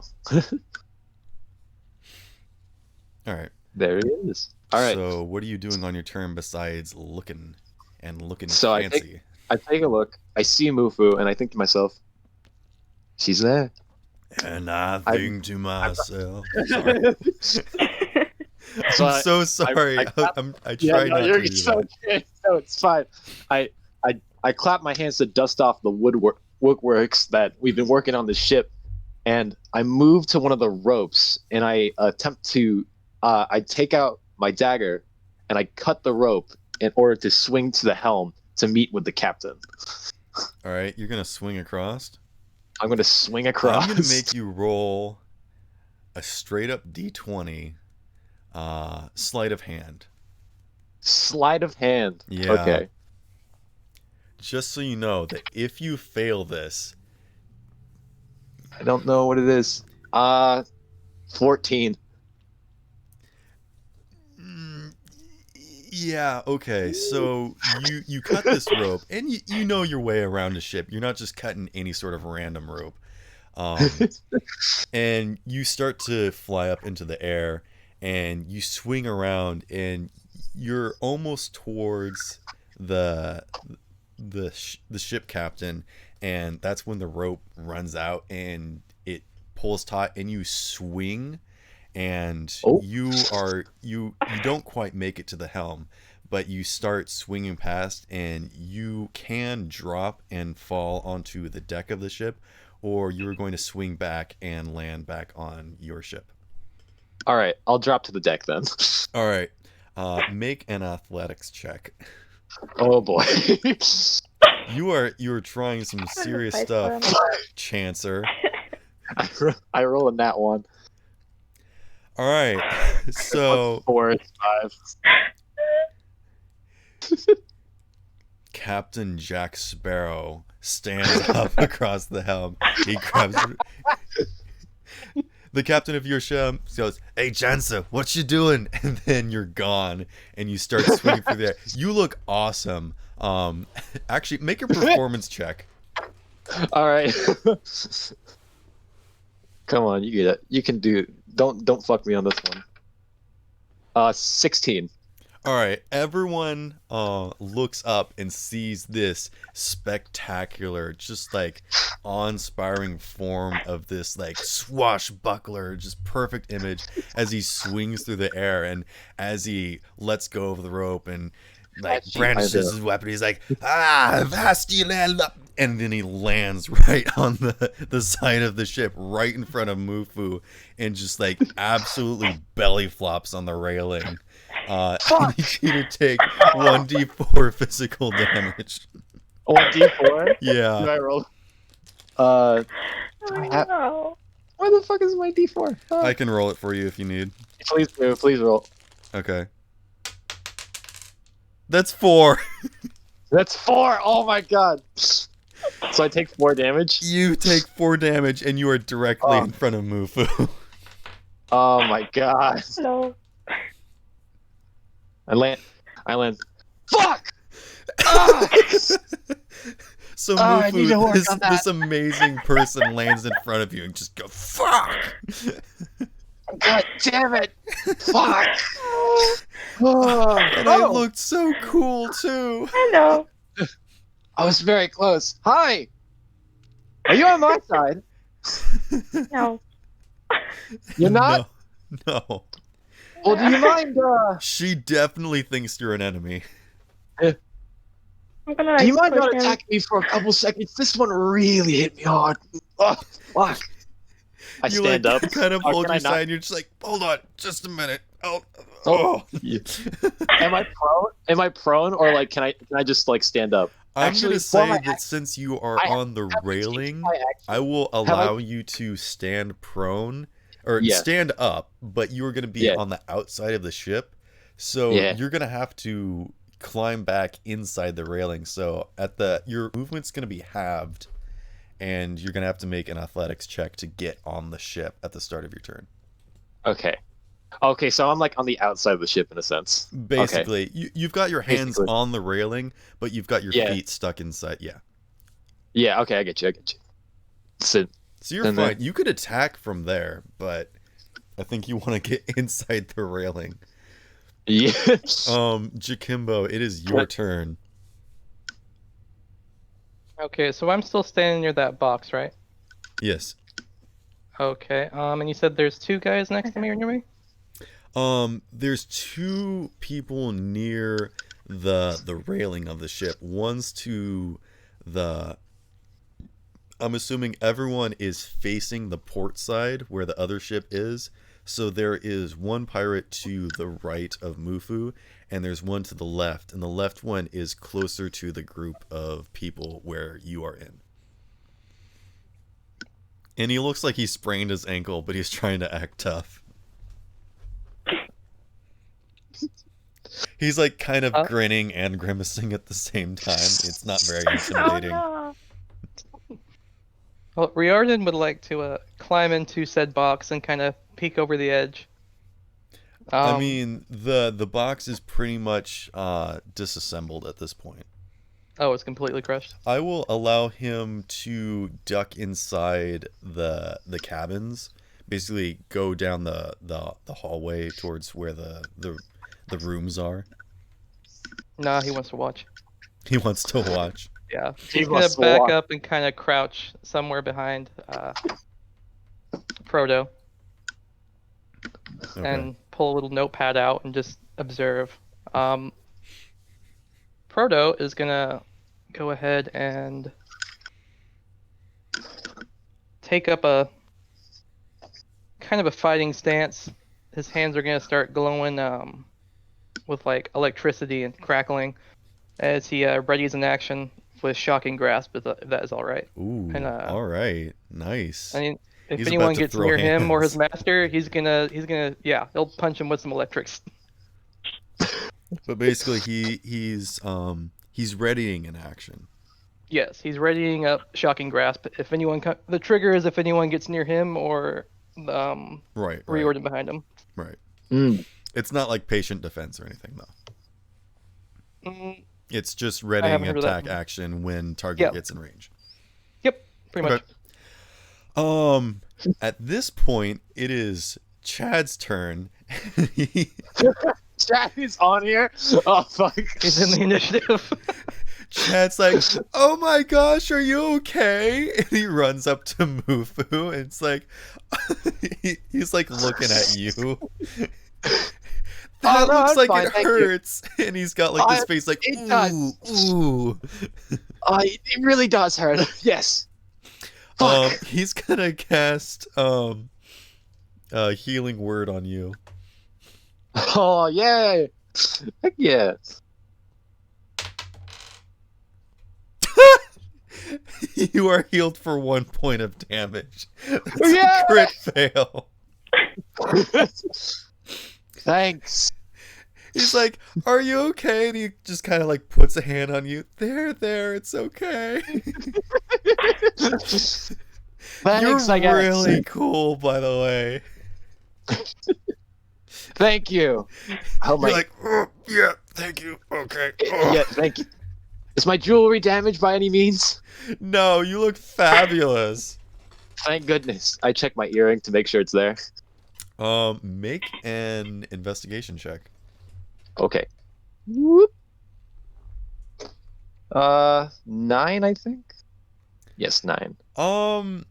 You notice that most of your stuff is there, and you're pretty sure that like you didn't lose anything while you were flying or falling or anything. You didn't lose it. You're pretty sure. Okay.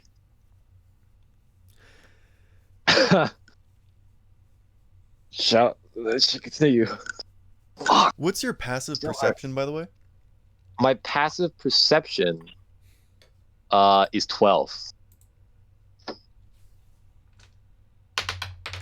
Chilling into that solid 12. Oh my gosh, that's a crit one. Okay, so you know that when Chad walked up to you, he definitely just like grabbed at your neck and pulled something from you and is terribly trying to stuff it into his pocket, but it's just jangling. He's like, you didn't see that, right? So when he tried to do healing word on you, he definitely tried to steal some of your jewelry. And it is currently in his hand, trying desperately to get it into his pocket. I'm going to stab you if you don't give me that back. He's like, "Look, I just wanted to be cool too, okay?" You be cool through action, not through thievery. But Just because I the best do it way doesn't to, make it cool when you do it. I thought you had to steal someone's look to be cool. No. Oh. You're like giving him actual like good advice, like just be yourself. That's all. Be yourself. No man should judge you for who you are. You as a person are very cool. Make And a I persuasion myself- check. Oh god. Oh shit! What is Let's it? go! I got 24. He hands the jewelry back to you. He's like, I'm sorry. It's Don't okay, hit Chad. me, okay? I'm giving it back, right? We're cool, right? I won't hit you, at least with my hands. That's cool. Wait, not. That doesn't mean the sword, too, right? No guarantees. All right, we are back to the top of the order with Neko. Okay. Oh shit! Please don't hit me. I'm gonna Push him off. Do it. push him off. No. Who's around me? I mean, you can push him off. Just make a strength check. No, I don't wanna. Oh, you don't want to. That's rude. I don't want that. That's rude. These pirates are Yeah. storming your ship, You and should you make don't a want to be perception rude. check to figure out because you don't know who I am yet. No, I don't need that. Oh, okay.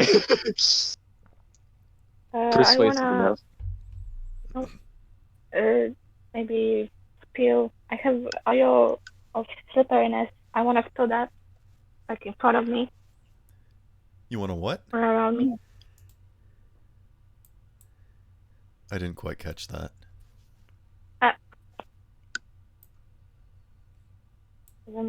I have oil, an oil. I wanna spill that around me so like he will slip if he gets close or something. Mm, Was trying to throw an oil. Oh, throw an Yeah. an oil. oil.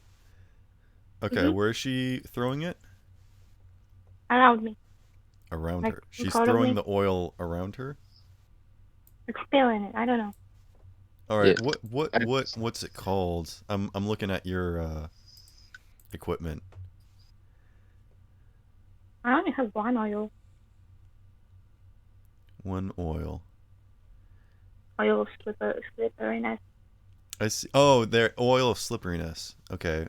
Yeah. One charge. Control, movement, utility, consumable. What does it do? I don't know.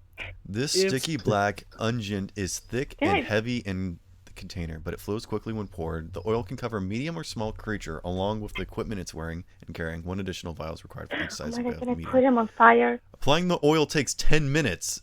The affected creature What? then gains the effect of freedom of Hey, movement. never mind. It's 8 hours.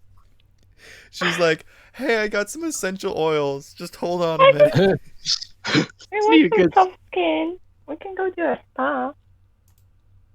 Yeah, I I'm gonna would, have I to- would, I don't know. if you want to apply it to one part of your body, like your hands, your shoulders, your knees or toes, I'll allow you to do that in one action.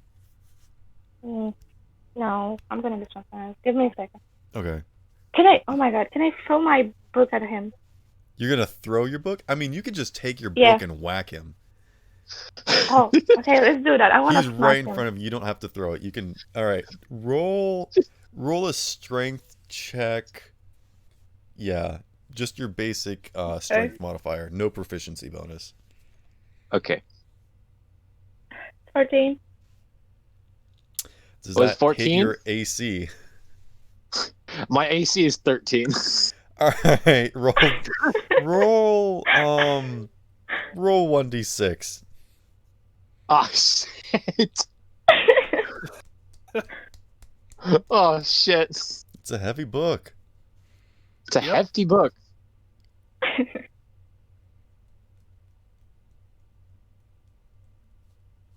What'd you get?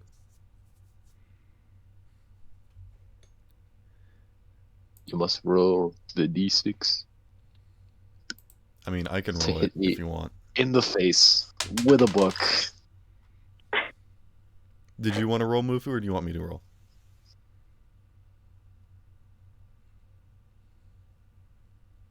Hello? Hello? Did you want to roll Hello? for your damage, or do you want me to do it?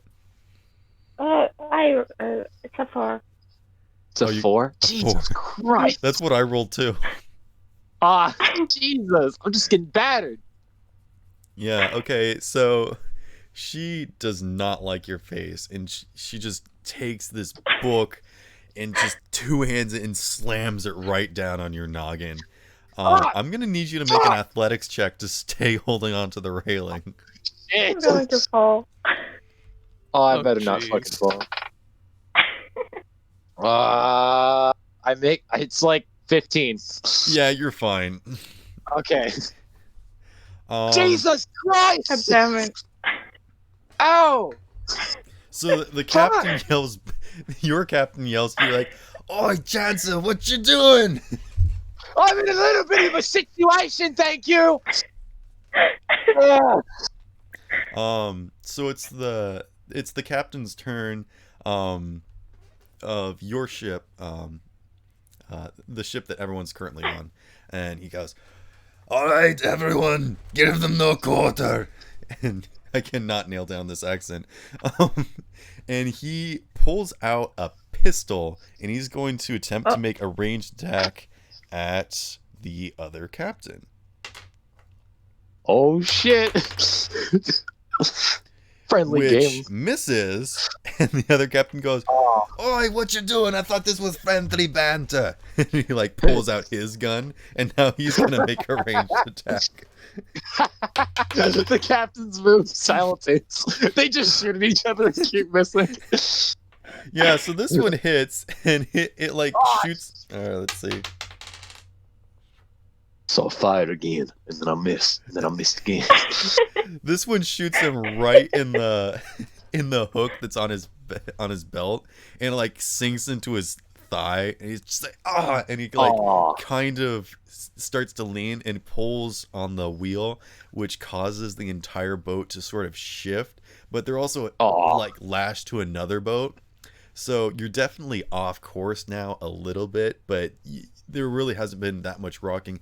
And I'm gonna say make another athletics check, because this could definitely help you get on the boat, because it's leaning this way.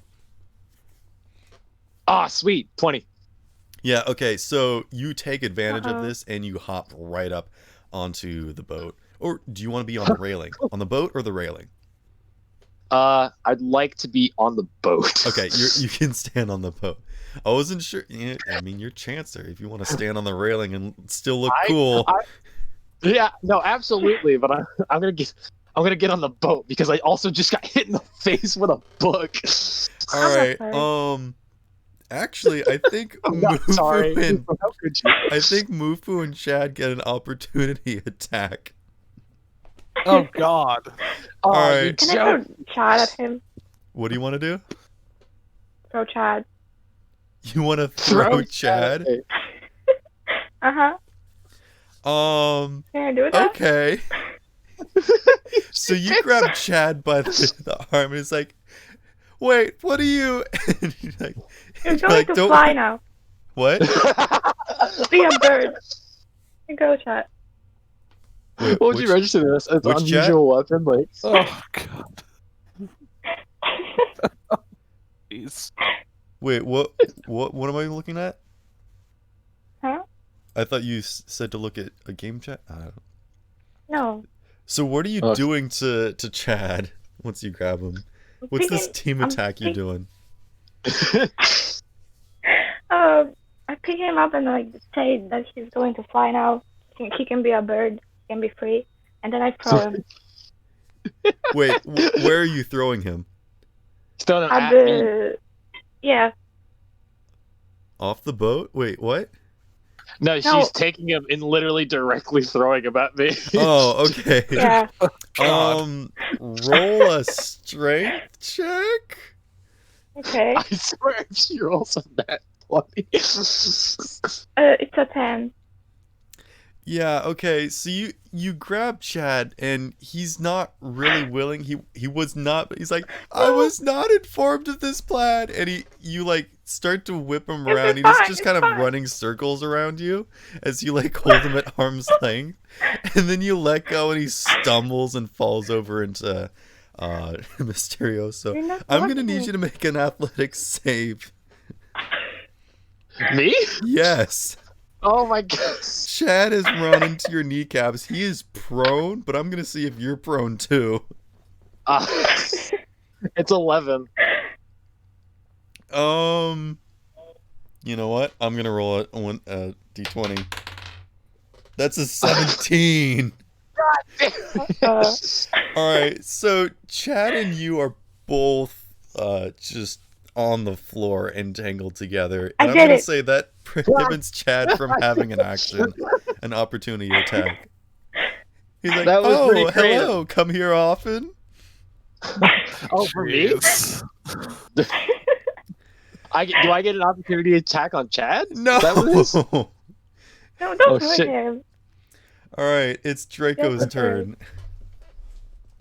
I have to pee so How do I bad. follow this up? Can How I go far pee apart real are the quick? boats? Can we have like a 5-minute pee break? Yeah, take a 5-minute fever. I'll be back. I'll probably be like 10 seconds, honestly. The You're bathroom's good. right here. You're Oh good. god. Fuck. What kind of circumstances this? I jump off my boat, swing over there fashionably well done. I ram into the side of the railing. I get hit in the face with a book. I somehow accidentally get myself back onto the boat, and then you throw Chad at me, and then we both stumble and fall. Damn it. God. I'm in, Oh. I'm in the worst situation, aren't I? Looks like I've Well- got myself in quite a mess here, haven't All right, I? I'm back. It Okay, depends on so if people. it is Draco's turn. Yes. Okay, so how far apart are the boats, and how far do I need to move to get into a range of something? 15 feet? The boats are, I mean, they're pretty much touching each other at this point. I mean, they're kind of scraping. Wood splintering a little bit. Not too much damage is happening. I'd say that if you wanted to jump from railing to railing, there's about, I'm going to say 10 feet. But Okay. there are 3 boards that you can walk across, making an athletics check. Okay, I will walk across one board and then cast Thunderwave. So are you going to... I can say that you're going to walk about to the middle, closer to the other boat. So you're not quite on the other boat, but I'm going to let you cast Thunderwave, and I'm going to give you advantage. Ooh. Just because So of what the spell can do. It's a it's just a DC. It's not a spell tech. Oh, wait. What the heck is Thunderwave? Where is it? 15 foot cube originating from the Constitution saving throw. On a failed save, take 2d8 thunder damage, is pushed 10 feet away from you. That's cool. If they save, it's a half as much damage as it isn't pushed. So I've got to make a saving throw for the entire other crew. All right. What's your God. your spell modifier DC? 14. 14. Okay. That is a 9. So I think all of the crew is just like bunched up, and they were all helping to like lash the boats together and put all the boards out, and like the 2 guys that looked at each other like, I knew this badass was trouble, and you cast Thunderwave and they all go prone. They take 14 They take 14 points of what damage is it? thunder damage. Thunder damage. Oh my god, what? So they all just go like shooting. They're all knocked almost up into the air as they just go sliding across the ship, and they like start bashing into each other and like the mass and everything. And some of them actually almost slide off the other side, but manage to keep themselves from sliding off the boat. And they are so battered and bruised. Some of them are even bloodied. Like they're all prone and they're all just looking at you horrified. Some of them look up to the captain like, I don't know. Well, Darn, nothing dead yet.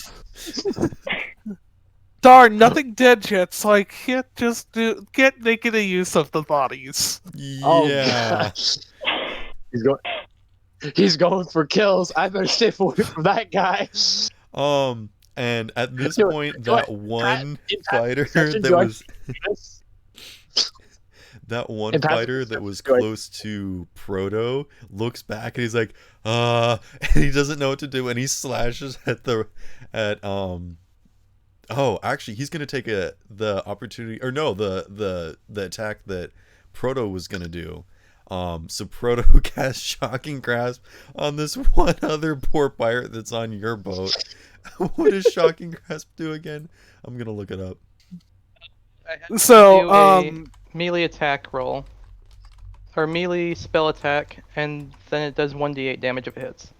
And if he's wearing armor, I get advantage. Yeah, so I mean, he's wearing like partial, like mostly leather, armor but made there of are metal. some metal bits. It's kind of a hodgepodge of some. So go ahead and roll with advantage to hit. Okay. And 23.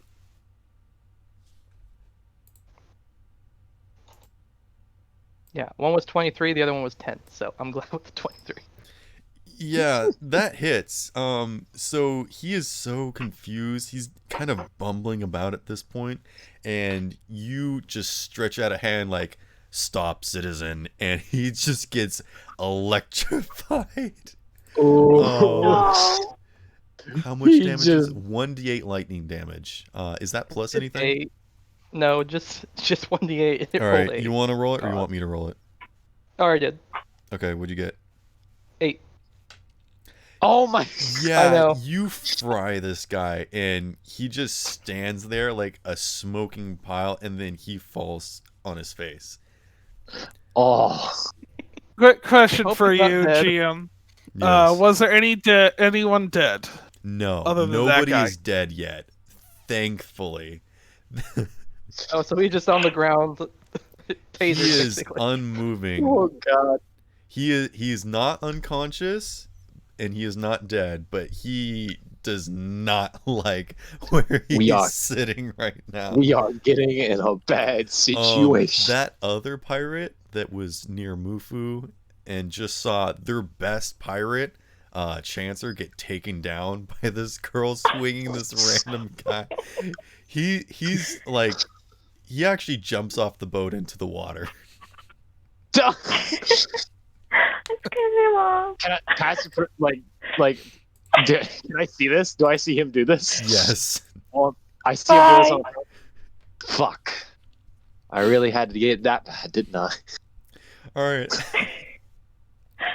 I'm gonna say it's actually Jakimbo's turn now. So, Proto, you can go. I'm gonna say, I think, what's his name?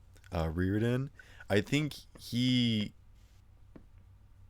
probably. I'm gonna let you. Jakimbo, it's your turn. Reardon and Proto. So what am I currently looking at? You are looking at a crispy pirate at your feet. You are looking at a whole bunch of also slightly scorched, skidded, and just bruised pirates on the other ship. There's a pirate captain on the other ship that is not looking as hot as he was when this fight started. And that's you're also looking at a sprawled Mysterioso on the floor a few feet away from you. Not to mention my character crossed over to the other ship and basically plowed them across the side of the ship.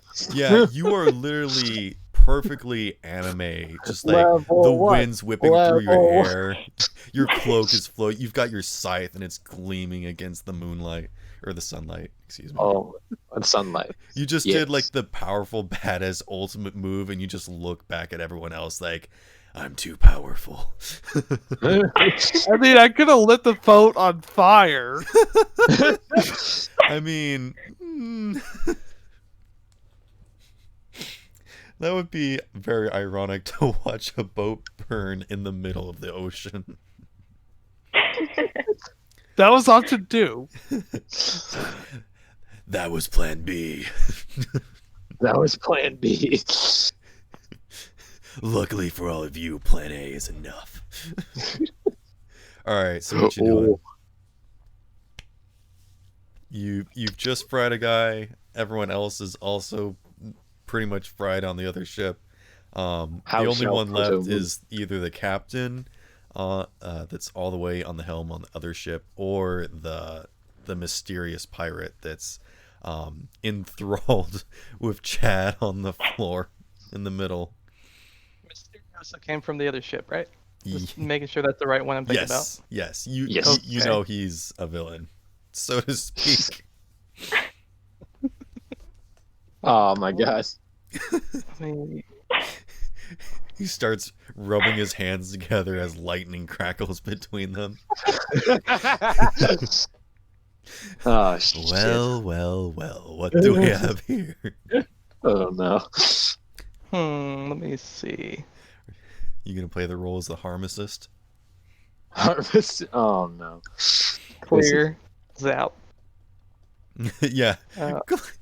Uh, You say clear and Chad doesn't even move. You just zap both of them. This isn't God. good. All right, what you doing? Let me see. Riordan's gonna he's been taking notes this entire time. Mm-hmm. He kind of mutters to himself, might need to lower the voltage on the shocking grasp there. Sidekick Proto, might could you be mind too OP. detaining that fellow over there, please? You're gonna walk where? Yeah, Riordan's gonna ask Proto, is like, can you please detain that one fellow? He looks like trouble. And Proto's gonna walk on over to Mysterio and then just attempt to knock him out by punching him right in the face. Oh, All right, no. make a straight up strength. Yeah, strength check. This is not good. This is not good. Holy crap, Definitely. 19. Oh shit. Well, that passes Can you through. guys have That definitely hits have because a- you are also prone. Yeah. Roll jeez. Would just be unarmed strike, or? Yeah, he needs to do It an would be unarmed strike, unarmed yeah. strike, but you're also made of metal, so this is gonna hurt. I don't think I have. There's no bonuses to that for this guy, unfortunately. Yeah. Actually, Unless you wanna give him Relevantix, I know that you're in here. What do you think would be the damage for this kind of attack? For a Warforged to punch something? He's muted. I don't know if he's He's muted listening right or if now. he's actually here. Just listening. Okay, I know the mods like to listen in on Hmm. stuff, so I wasn't sure if he was actually here. Maybe. I'm just gonna say roll. What's the standard unarmed Because attack? unarmed It's strike is like 1d4. 2. 1d4? 1d4. Yeah. Roll That's 1d4 without with a monk. advantage. Because he is prone, so I know advantage is to hit, but Oh, of course.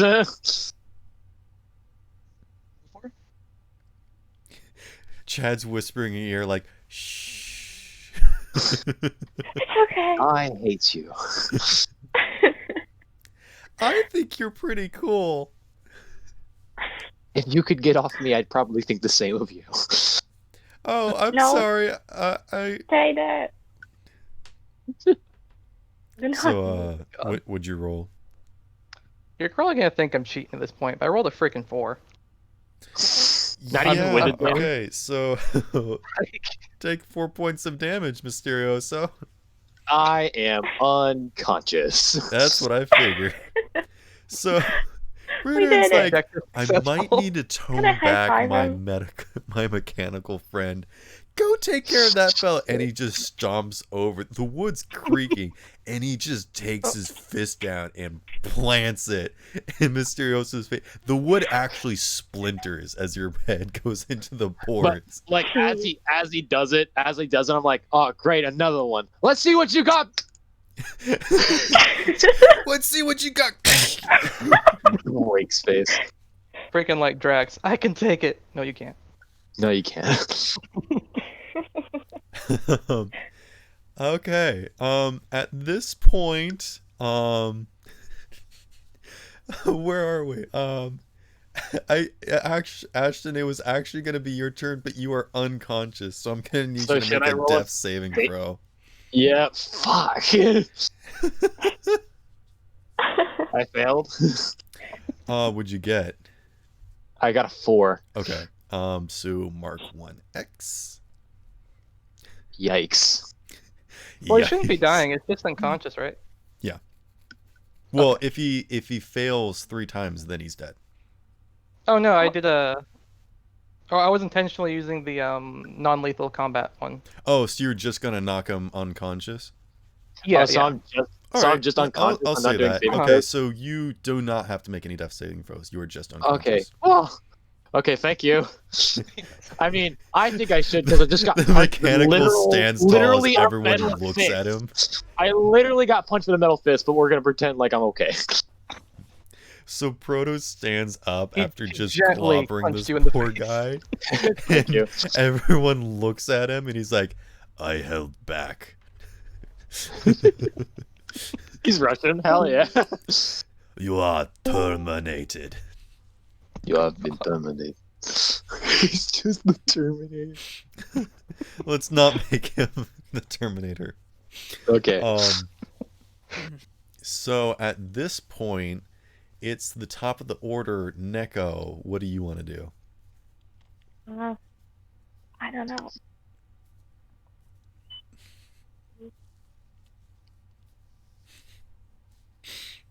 All the pirates on your ship are done for. All the pirates on the other ship are looking real bad.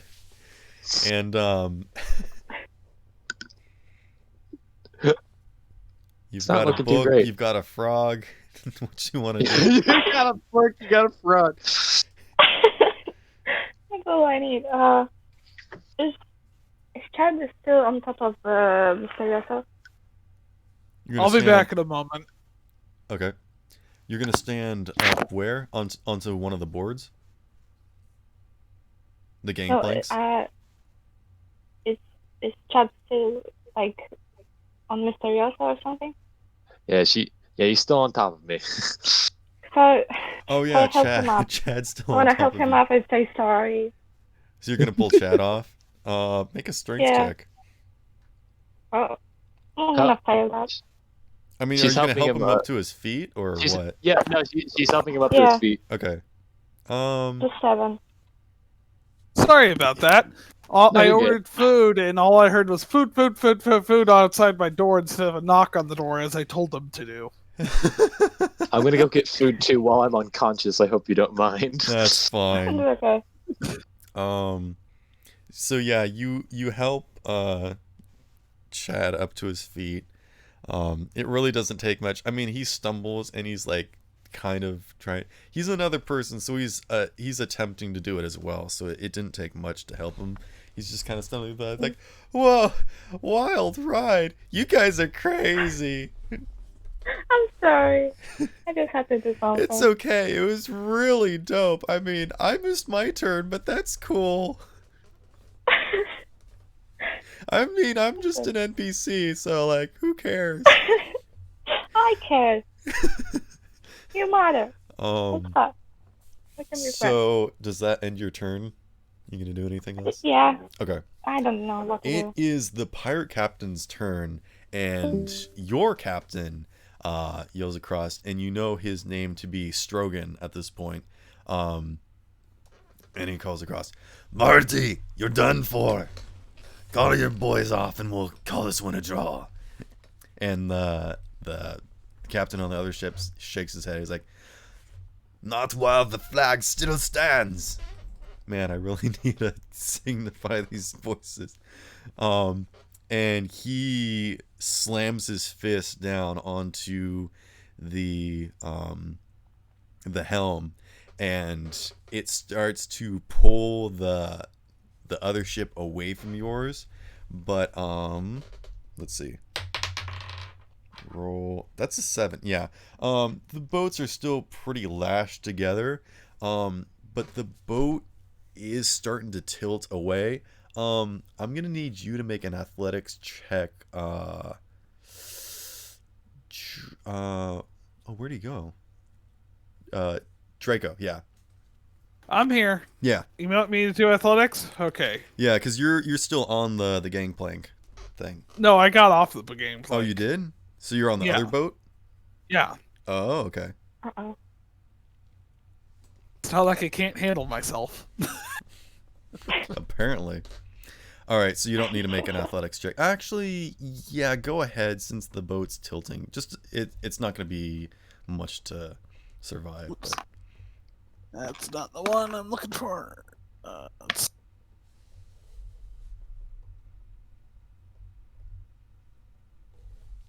That'll be a 12. Yeah, you're fine. You do like the Michael Jackson thing where you stay standing still as the rest of the boat just like starts to lean, and some people actually start to slide off the boat off the other side. I'd say about let's see, 7 people fall off the other side. So there's like, I'm guessing they're practically dead at this point. I mean, they're in the water and they can swim, but I mean, they're gonna have a ways to swim. I mean, they all have magical items that act as rebreathers and floating devices, so they're fine. They're fine. Nobody ever dies in my campaign, okay? Obviously. Keep it a PG. Let's see. Whose turn is it now? Oh, it's actually Draco's turn.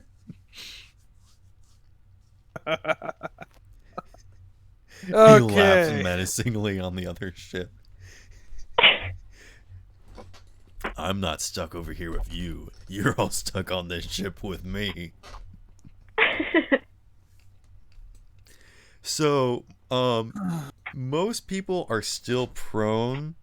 I'd say 8 people are still prone, and 4 people have started to stand back up. Okay, so I don't have any more spell slots left, so it's back to cantrips. You're just like, shit.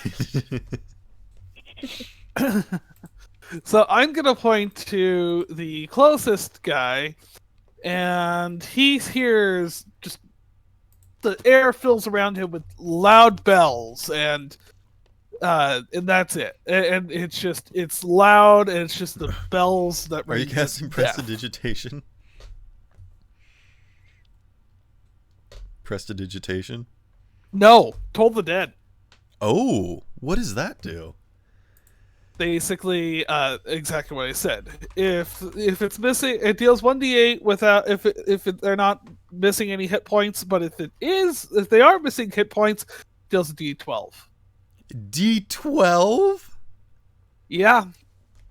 Okay. Do you want to roll it or me? Let me find my d12. 3. Yeah, okay, so that guy clutches at his head and his ears, and he starts clawing, and he's just writhing on his feet, and then he falls flat on his face like he's dead. You don't know if he's dead, though. Well, I would be able to see his soul if he did leave and die. Yeah, you got rain in your eyes. It's literally part of my church. All right, it's you do not see a soul soul. vision.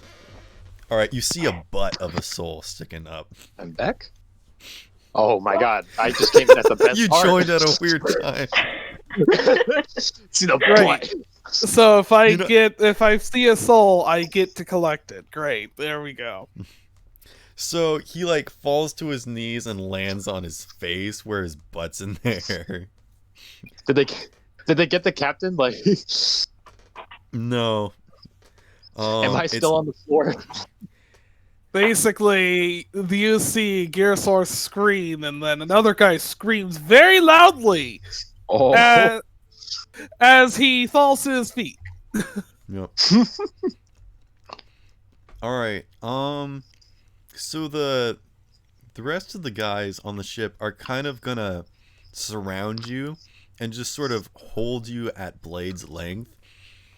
But they're gonna surround you in a semicircle against the edge of the ship. And they look like they're waiting for you to make a move, but they're not gonna attack you. Gosh, that laugh is evil. Oh, not that evil. I'm just worshipping my church of Elgin. sounds like a good church. I need to join this. So you do start to see some pirates from the ship that the good ship, Lollipop. They start to go across the gangplank and they start to back you up, Draco. I mean, most of them are still on the gangplank. Actually, I need to roll athletics for them. That's a nat 20. Okay, so these guys just like skip and glide across. The water's made the gangplanks kind of slippery, and they all just like do sick, nasty grinds as they make their way across. And they actually jump in front of you, Draco, and like put their swords up to protect you. Like, we've got your back. Don't worry. Dude, nice. You're dead. Shut up. What? Well, if You're anyone has unconscious, questions, whatever. I'm out of character. if you guys have a better question here, my god is the god of passage for the undead in the dead. So Yeah, it's really cool. Very cool. that's why I look for souls when I kill things. I've got the coolest god. It's Ashton's turn, but he's kind of unconscious, so Well, just pretend that I'm not even on the roster. I'm actually chilling. go ahead and roll your hit dice to see if you regain any HP. Oh. What was my hit dice? What are you, My hit dice fighter, is like wizard? D8, yeah. I'm a bard. Yeah, so it's a D8. Okay. I gained 1. All right, you kind of Good blink job. open and everything hurts. And you're just lying on the boat and you're like, how did I get here? And then you look up at the metal guy and you're like, that's right. And you decide Oh. the best course of action is to remain perfectly still. Do I need to make a deception check or do I just No. chill? All right, I'm chilling. I mean, if you want to do something, you're gonna have to do a deception check. But if you're not gonna move, you are still a corpse, as everyone else knows you. I'm gonna remain still All right. for now. It is Jakimbo's turn with Reardon and Proto.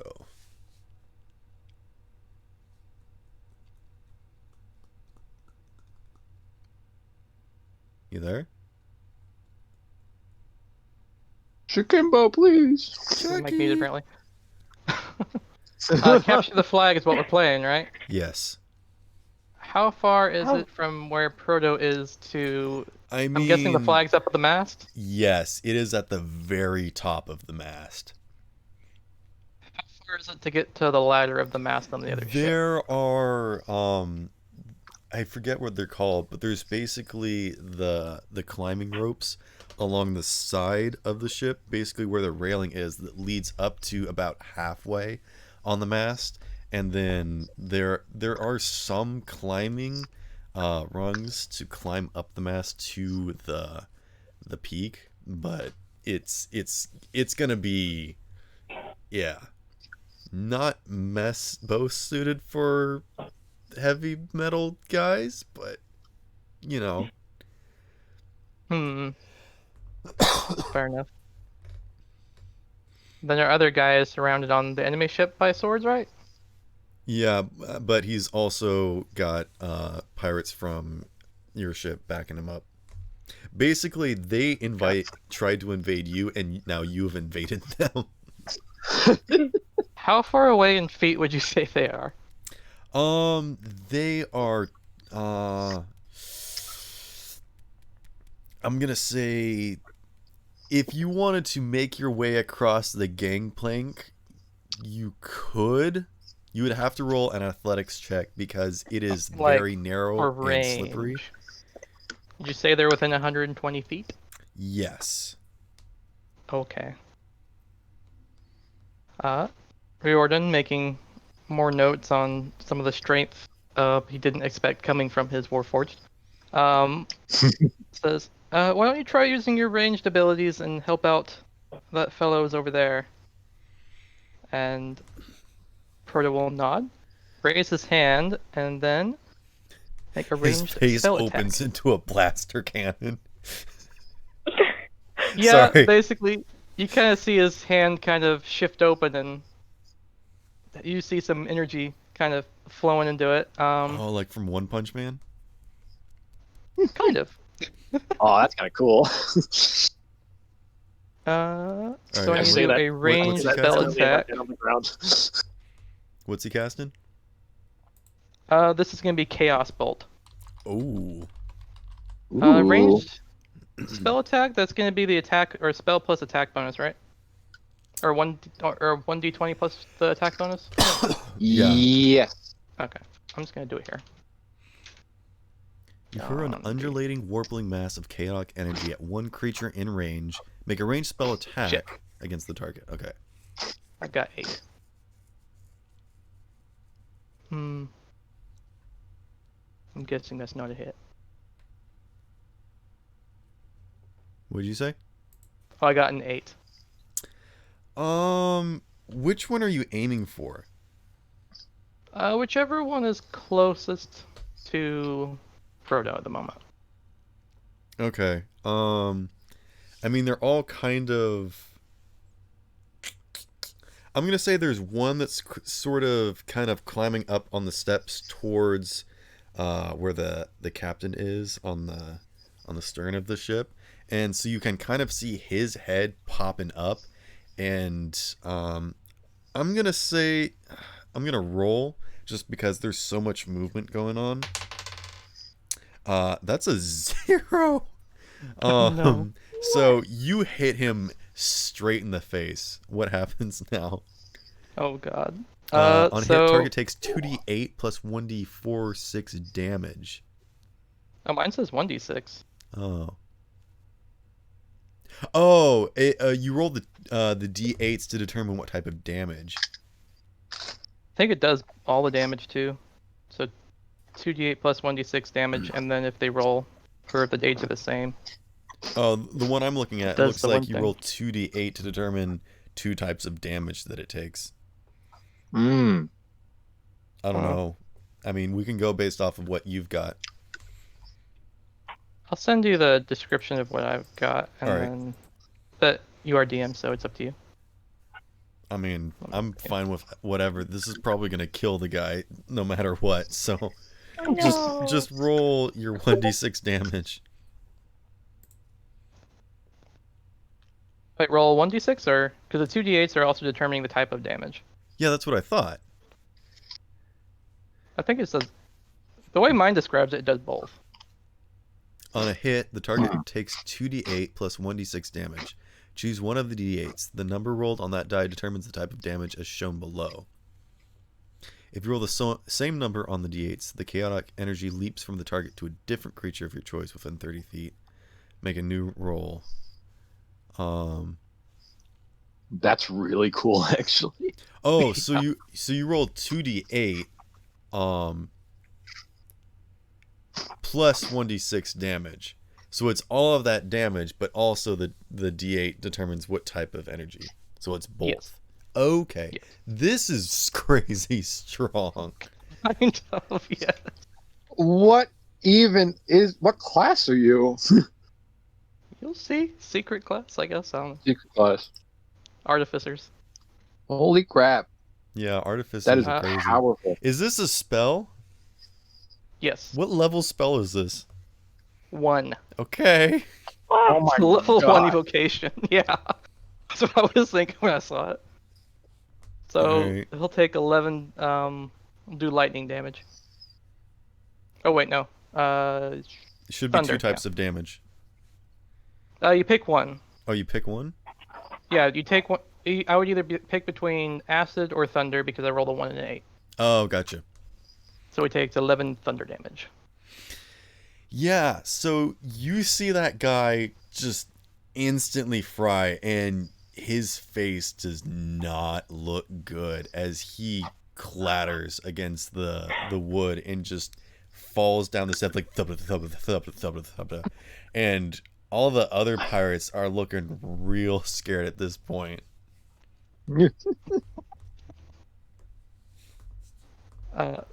And Yeah, Riordan's gonna take furious notes going, really gotta lower the power.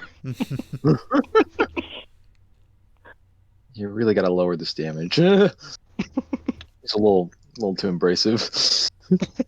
like, Okay, you don't even see the whites of his eyes. That's how black his face is. Oh, His face is just like singed shut. Oh, jeez. That is well, that is that's my scary. turn. So Barty, which is the captain of the other ship, he yells like, "Oi! I thought this was friendly encounter. What you doing? You trying to kill my men?" And Strogan yells back, "You're the one that attacked us." And that's when the ship that most of you people are on shakes, and you hear an explosion from below decks, and everyone looks concerned. And everyone make an investigation check, actually history check. Fuck. 16. Ashton, you roll with advantage. Oh, I do? Oh, Yes. fuck. What Thank are we goodness. doing? A history check. Oh, okay. I got Oh. 17. 9. What everyone get? I got Okay, I got 17. 16. Ashton got 17. Who got it? Draco, what'd you get? 9. 9. What did Reardon and Proto get?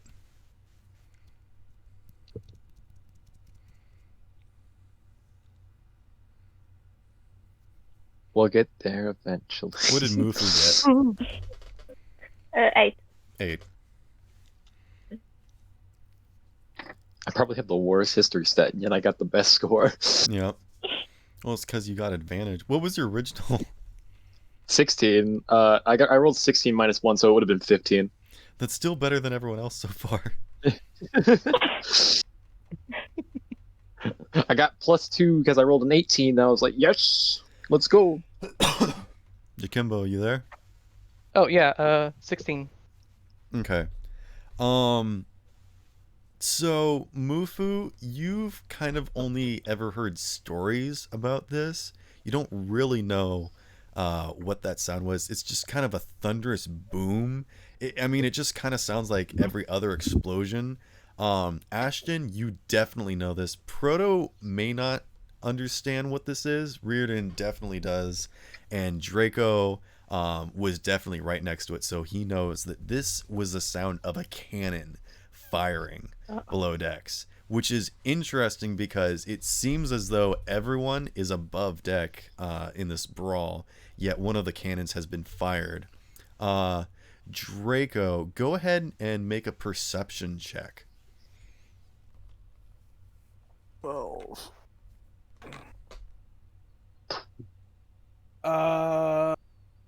25.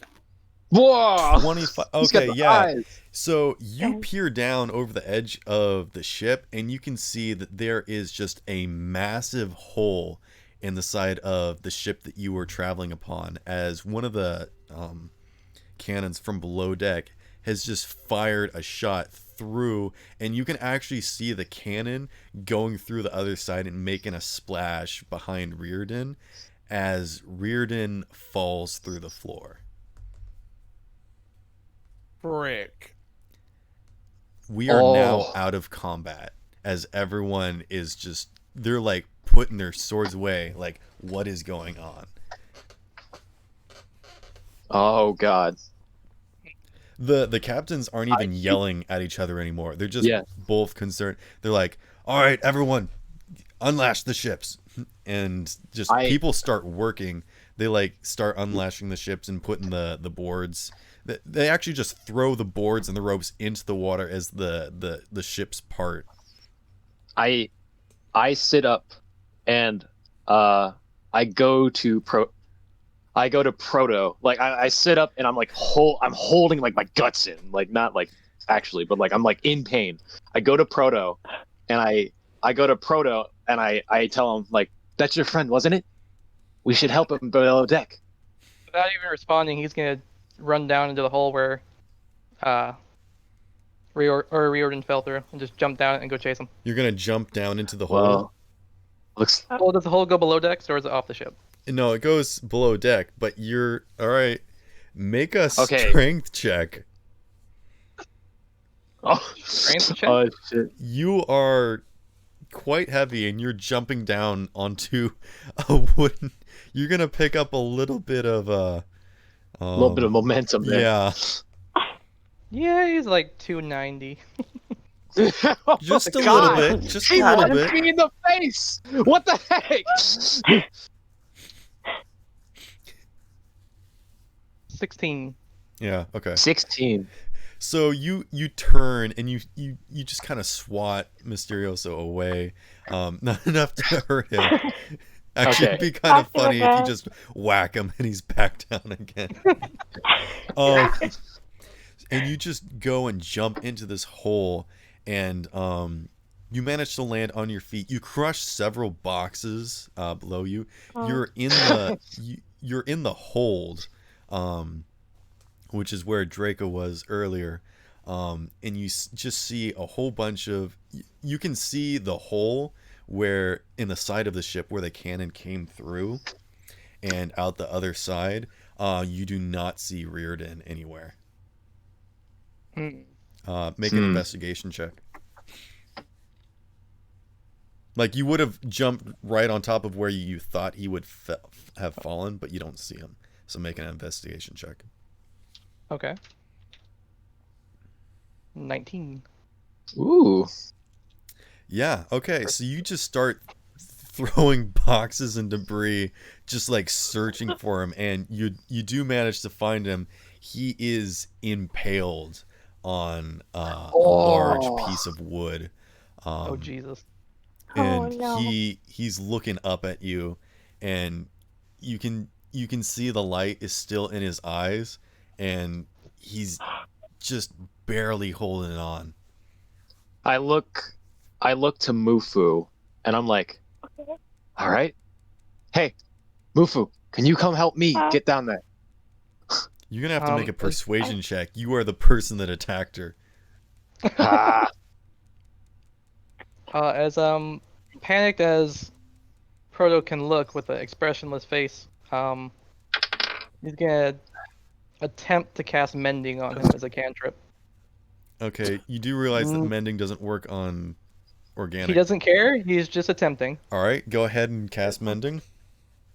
Yeah, it's just desperately trying to cast down. It's Oh. supposed to like repair small breaks or tails and objects. That's the best healing he can do. So you can see does nothing, Reardon though. kind of smile, and he holds out his hand towards you. Some of the wood in the ship actually just kind of puts itself back together. And that does sort of pull some of the wood out of Reardon, but it also shifts him, and he's definitely in a lot of pain, and he's not going to make it. But as he touches your face, he smiles, and he realizes that despite like how overpowered you are and how brutish you may seem, he realizes that he knows that you're a good person and you're trying to help. He can't say anything, but Assuming I'm seeing this. I'm rolling. I rolled persuasion. Yeah, man. Draco. Actually, you can see this through. The ships have pulled away, so you're on the other ship, but you can see through the hole. You can watch as Proto and is spending time with Reardon in his last moments. I rolled. Well, I assumed I would have gotten back on the other ship if we pulled apart. I mean, they pretty much just undid the ropes and threw the boards down. None of the pirates crossed back over. Okay. I take that back. So the original crew does cross back over as quickly as they can. They kind of scamper in. They just leap and just kind of grab on as best as they can. So I'm gonna allow you to make an athletics check. Not even at disadvantage, unless you want to do something special to get back across. No, I was actually just gonna go down there and talk to him, and use my part of my religion as assuring Proto that I will help Reardon, guide his soul to the afterlife. Yeah, I'm gonna say that because you saw the damage first, you probably already rushed back over before they even started unstrapping. So I'm gonna let you go down into the hold with Proto. Do you jump down or do you go down the stairs? I will take the precaution because I am not the most athletic thing in the world unless my dice says otherwise. So you rush down the stairs and you can see Reardon's spirit is slowly starting to drift away from his physical form. Can I get myself down there? You can, but I mean, I rolled for perception. I rolled a 15 to ask Mufu to help me down there. That's not perception. It's in persuasion. Persuasion. Sorry, my bad. I rolled persuasion. I got a 15. All right. Mufu, he's telling the truth, and despite all the misgivings that this person has done to you, you feel like you can trust him. Okay. Can you help me down? I don't know how though. Just give me your shoulder. Walk me down if you can. Okay. All right. So we walk down. Do we see this? We see this happening? You Take me to him. see Proto just standing perfectly still as Draco is doing this, whatever he's doing to help the soul pass on. Basically, I'm waving my scythe over to collect the soul. As it glows blue along the blade, I have to drop souls off at the next graveyard, basically. Hold on. No. Is he dead? Oh, shit. Yes, Reardon is... Fuck. Oh my God. You actually watch as Reardon's hand falls from Proto's face and is limp. No, that's sad. I don't like that. That's horrible. That's horrible. His eyes are gonna kind of shimmer with light a little bit. Take me over to them. But he's glad, and he realized he's left a good legacy with Proto. I put my hand on Proto's shoulder, my friend. I do apologize. I do feel bad for the passing of your friend, but I will make sure he makes his way to his afterlife. Elegant is the guider of souls and will always be with everyone. It doesn't seem like he's really noticing you at the moment. He's just kind of staring at his master and kind of murmurs to himself, "Your training did not prepare me for this. What am I supposed to do now?" As Mufu kind of drops me near Riordan's body, I turn over to the one with the scythe and I go, "Hey, you! Is there a possibility that I can bring him back? I know a little bit of mending magic." Fortunately, no. He has passed. Fuck.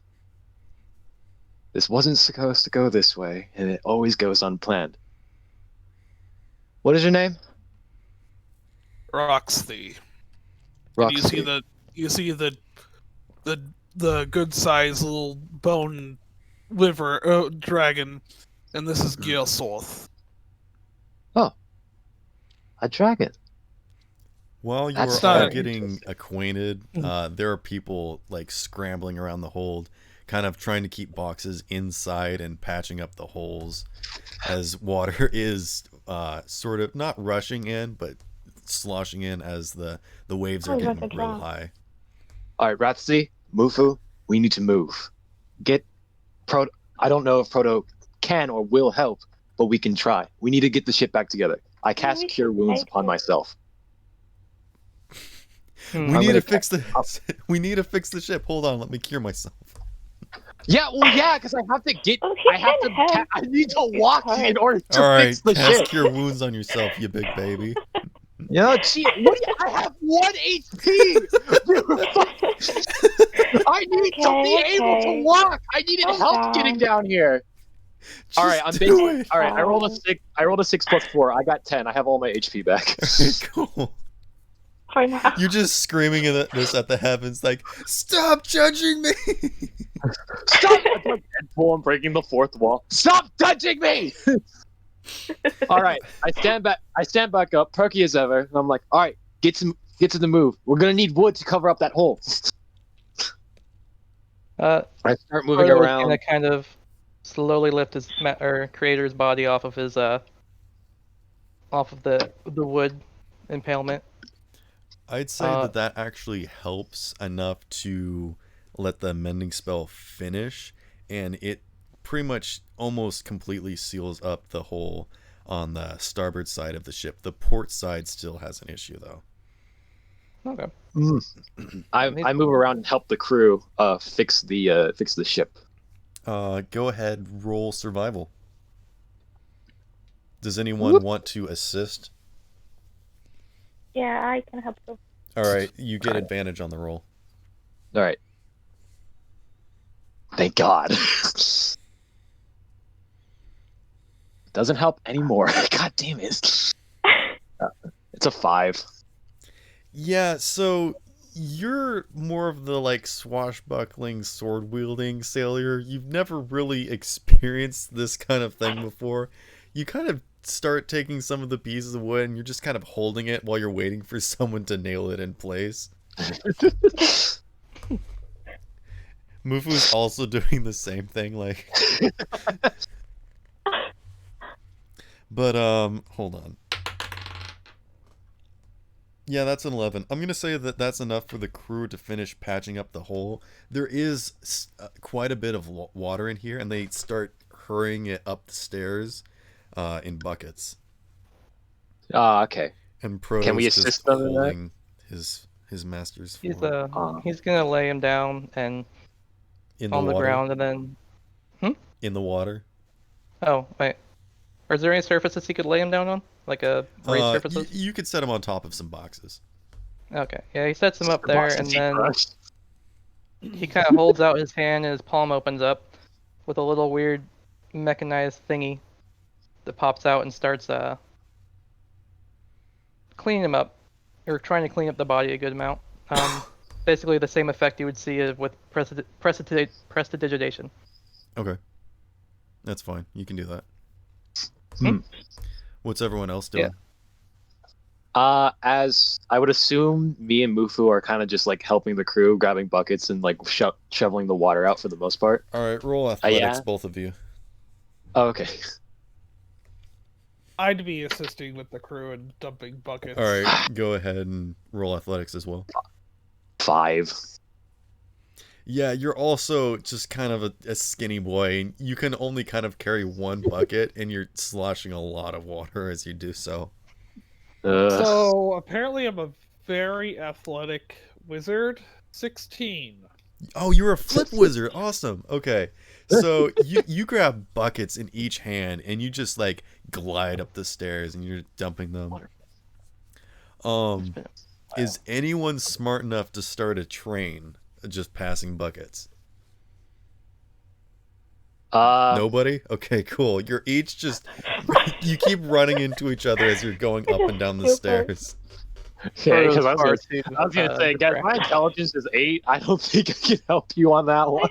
All right, I think the captain yells at you like, "All right, you landlubbers, you gotta work as a train," and then you start Then we start shoveling the water doing out. the train. And you get the water out, and everything's fine.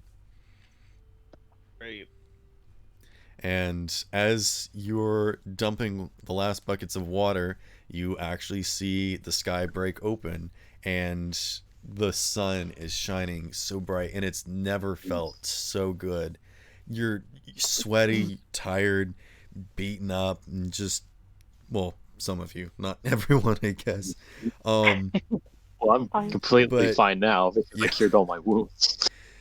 And as the sun just shines down on you, it feels so good to get the water from the rain and the washing sea, and you can almost feel just it's kind of sticky because of the salt water, but it just feels so warm and welcoming to feel the sun. And you turn and see as the front of the ship points towards this landmass of just hills that are covered with green, and just like a grand just expanse of land that's just so tan and sandy yet so smooth stone. There's just like outcroppings, and like you can see that there's some of it has been crafted, but there are also just natural homes where people have set up shop, and there's all these different intricate workings, and it almost looks cobbled together like it could fall apart with just a single windstorm, yet it also looks just so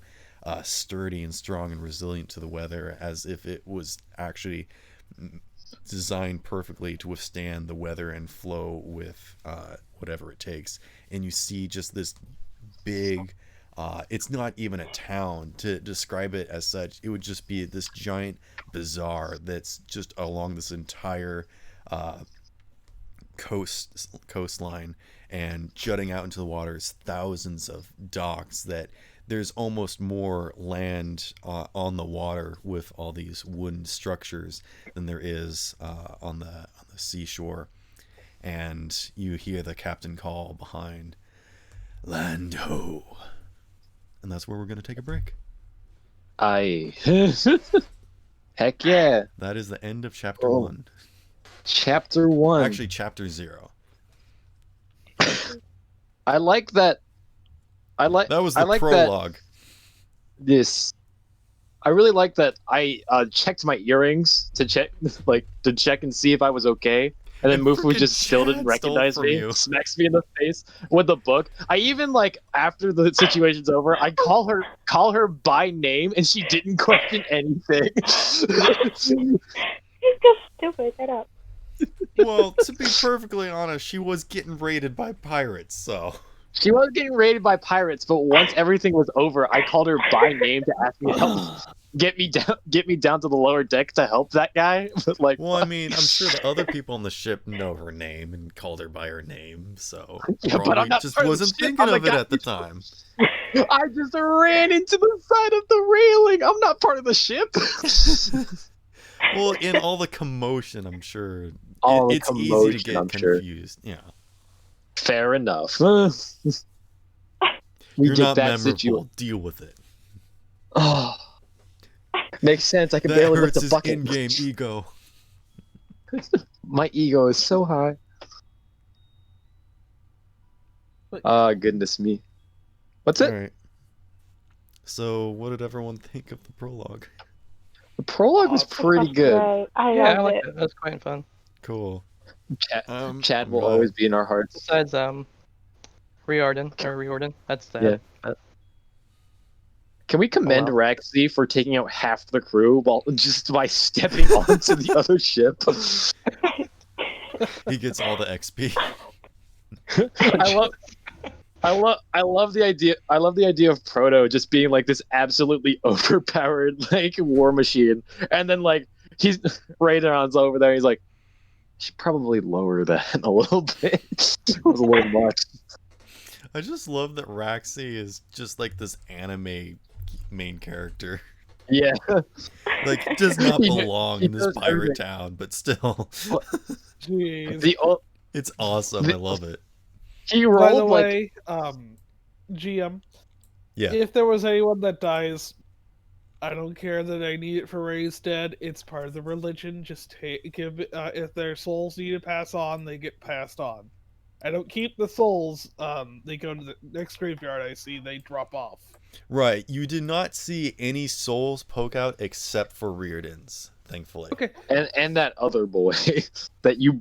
Oh that yeah, you someone's saw his butt sticking out because loaded. he's so close. You saw a lot of people that were very close, and if they do not get taken care of, they will die. I like the Reaper aspect of it. That's really cool. Yeah, it's Yeah. it's like absolutely that. sick. I love it. This is what I mean. All of you had like such Yeah. really cool character I'm- designs. I love them. I'm glad that Frodo only made me unconscious. I was just like, wow, I'm just dying first, but I don't even make it past the Dying. prologue. You didn't even make it on the ship. Let's be honest. Can we commend Mu? He got killed by friendly fire, essentially. Wait, does Mufu have a weapon on her? Like, what weapon does she have on her? She has a bow. She has a bow. All right. Jeez. Yeah.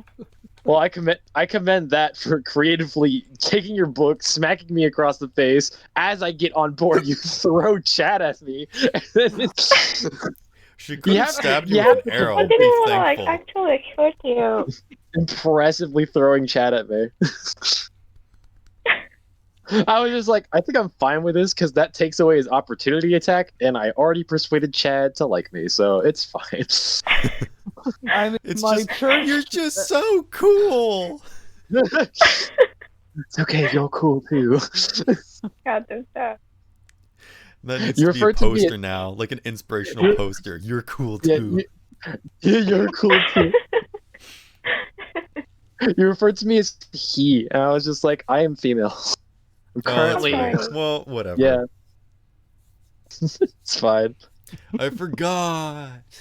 Yes, it's fine. It's whatever. No, they're gonna leave Shit. the campaign now.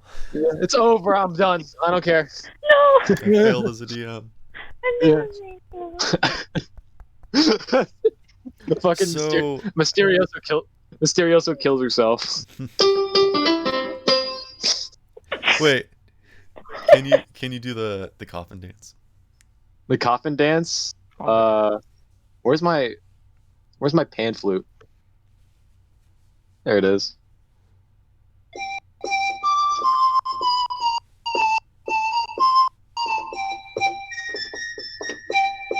Oh no.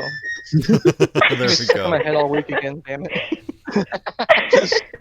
My lucky little pan flute. He's just I gonna be probably should've following just showed Drake her the around pan playing flute. that song. God, I wish I forgot that my character's an asshole. I should have went over to the body and started playing that. No. Oh my god, that would have Oh been my me God, enough. I would have. Gosh Nice. dang it! I forgot I'm I an love- asshole. No, but I was just like, oh shit, this man's dead. I love the idea of like everyone's going down there. He's like in his dying moments, and I'm over here sitting here like I have cure wounds, and I really need to get down there, but no one's gonna help me, and I can't cast it on myself because I need to cast it on him. So you just watched him die and then cast it on yourself. I came down, he was already dead. That's how it was. I wasn't able to get down there, nor did I know he was dead. I needed to get down there and figure that out. And once I Campaign's ruined did, because that's of you. fine. It's all your fault. I asked if there was any way to help him. Yeah. They You said- probably fired the Yeah. cannon too. I was above deck and I was unconscious. Oh, she did it. Yeah, but this is what I was talking I about use with mage- people I talking use to me mage about their hand to fire the backstories. cannon. Because Jakimbo wanted to have Reardon and Proto, but Reardon needed to die basically in order for the story, because he was going to have Proto as his playable character, but he wanted Reardon on this journey. So I was like, Okay. so your character needs to die. I can work with this. Oh my god. I was He sitting. needs to die. I was sitting here too. I was just like, dude, he has 2 characters. That's gonna be sick. And then like he dies, and I'm like, Only one not guy. sick. It's definitely not sick. It's not good. Yeah, I wanted to introduce the campaign. It's like, all right, so all of you have like sidekick characters. Mufu's got her Toad, Rexy's got his dragon, and Right. Reardon's got Proto, and like, nope, Reardon's dead. Proto's the character. Proto's the character. Y'all better watch It was- out. You're gonna be playing your dragon and your frog soon. Yeah, no. I mean, he's already dead, No. so. And then it's just me and Proto. If I lose my frog, I'm gonna get a squid. Oh, you'll be the frog. Protect the frog. Everyone protect the frog. Protect But Greg. I love his name is Greg. And it's very adorable. I love him. I liked it at the beginning because as they like characters were being described, it was just like Mufu has her frog, Rathi has his dragon, Raydon has Proto, and I was just over here like, damn, I'm just a loner. I got my knife. That's what I have. Well, Yeah, that's Proto what I is thought was doing the it. best part, was that the bard was the only single person. I'm a player. I come and go, man. I can't keep one around with me. That's I've too got to much keep my baggage. strings unattached. Yeah, it's what the knife is for. I cut the string. Jeez. I was so hoping you would crit fail on that. I'm glad that it happened because I was just like, yeah. when it came It's when it so came to the good. swing, I when could it came not to the have swing, it was planned for great. that. It was beautiful. The amazing because that was the plan from the I get-go. was gonna let was you to go. Yeah, Then I was you the plan crit from the get-go failed. was I was like, well, this is happening. it's gonna unsheath my rapier. I was gonna fight off the crew single-handedly. Then I Mhm. just ram into the side of the ship and get punched with a punch. Just stab Mufu to death. All right, cool. I wasn't gonna stab Mufu. Yeah, I wouldn't have attacked. she would be her. the No. one person that you wouldn't attack. Why? No, she would have been the only person I wasn't attacking because I recognized her off the bat. And I was like, all right, there she is. That's why I was like, go to the captain first. Take out the captain. I have the helm. There we go. Mage hand, grab the flag, get off, leave. That's the goal. I thought you would have like fought Mufu to make sure that no one else like attacked her too terribly.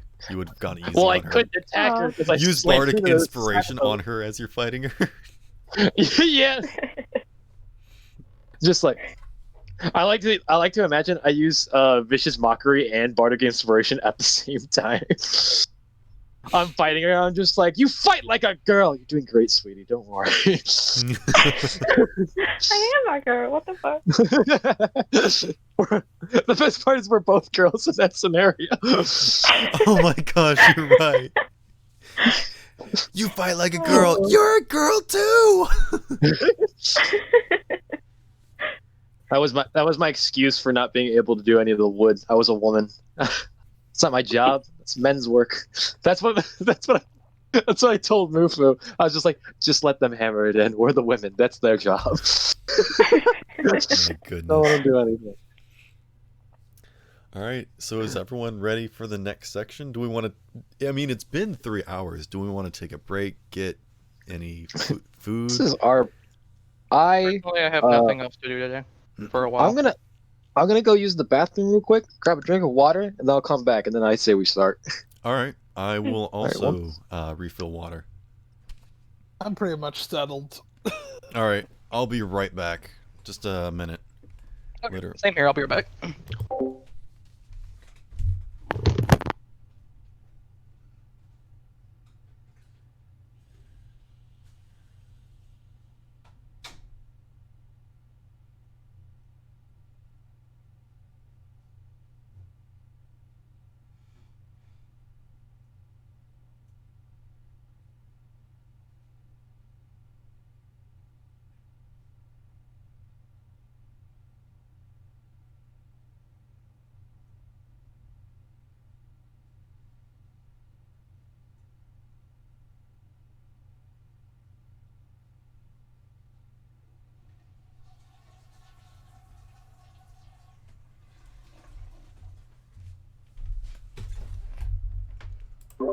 All right, I'm back.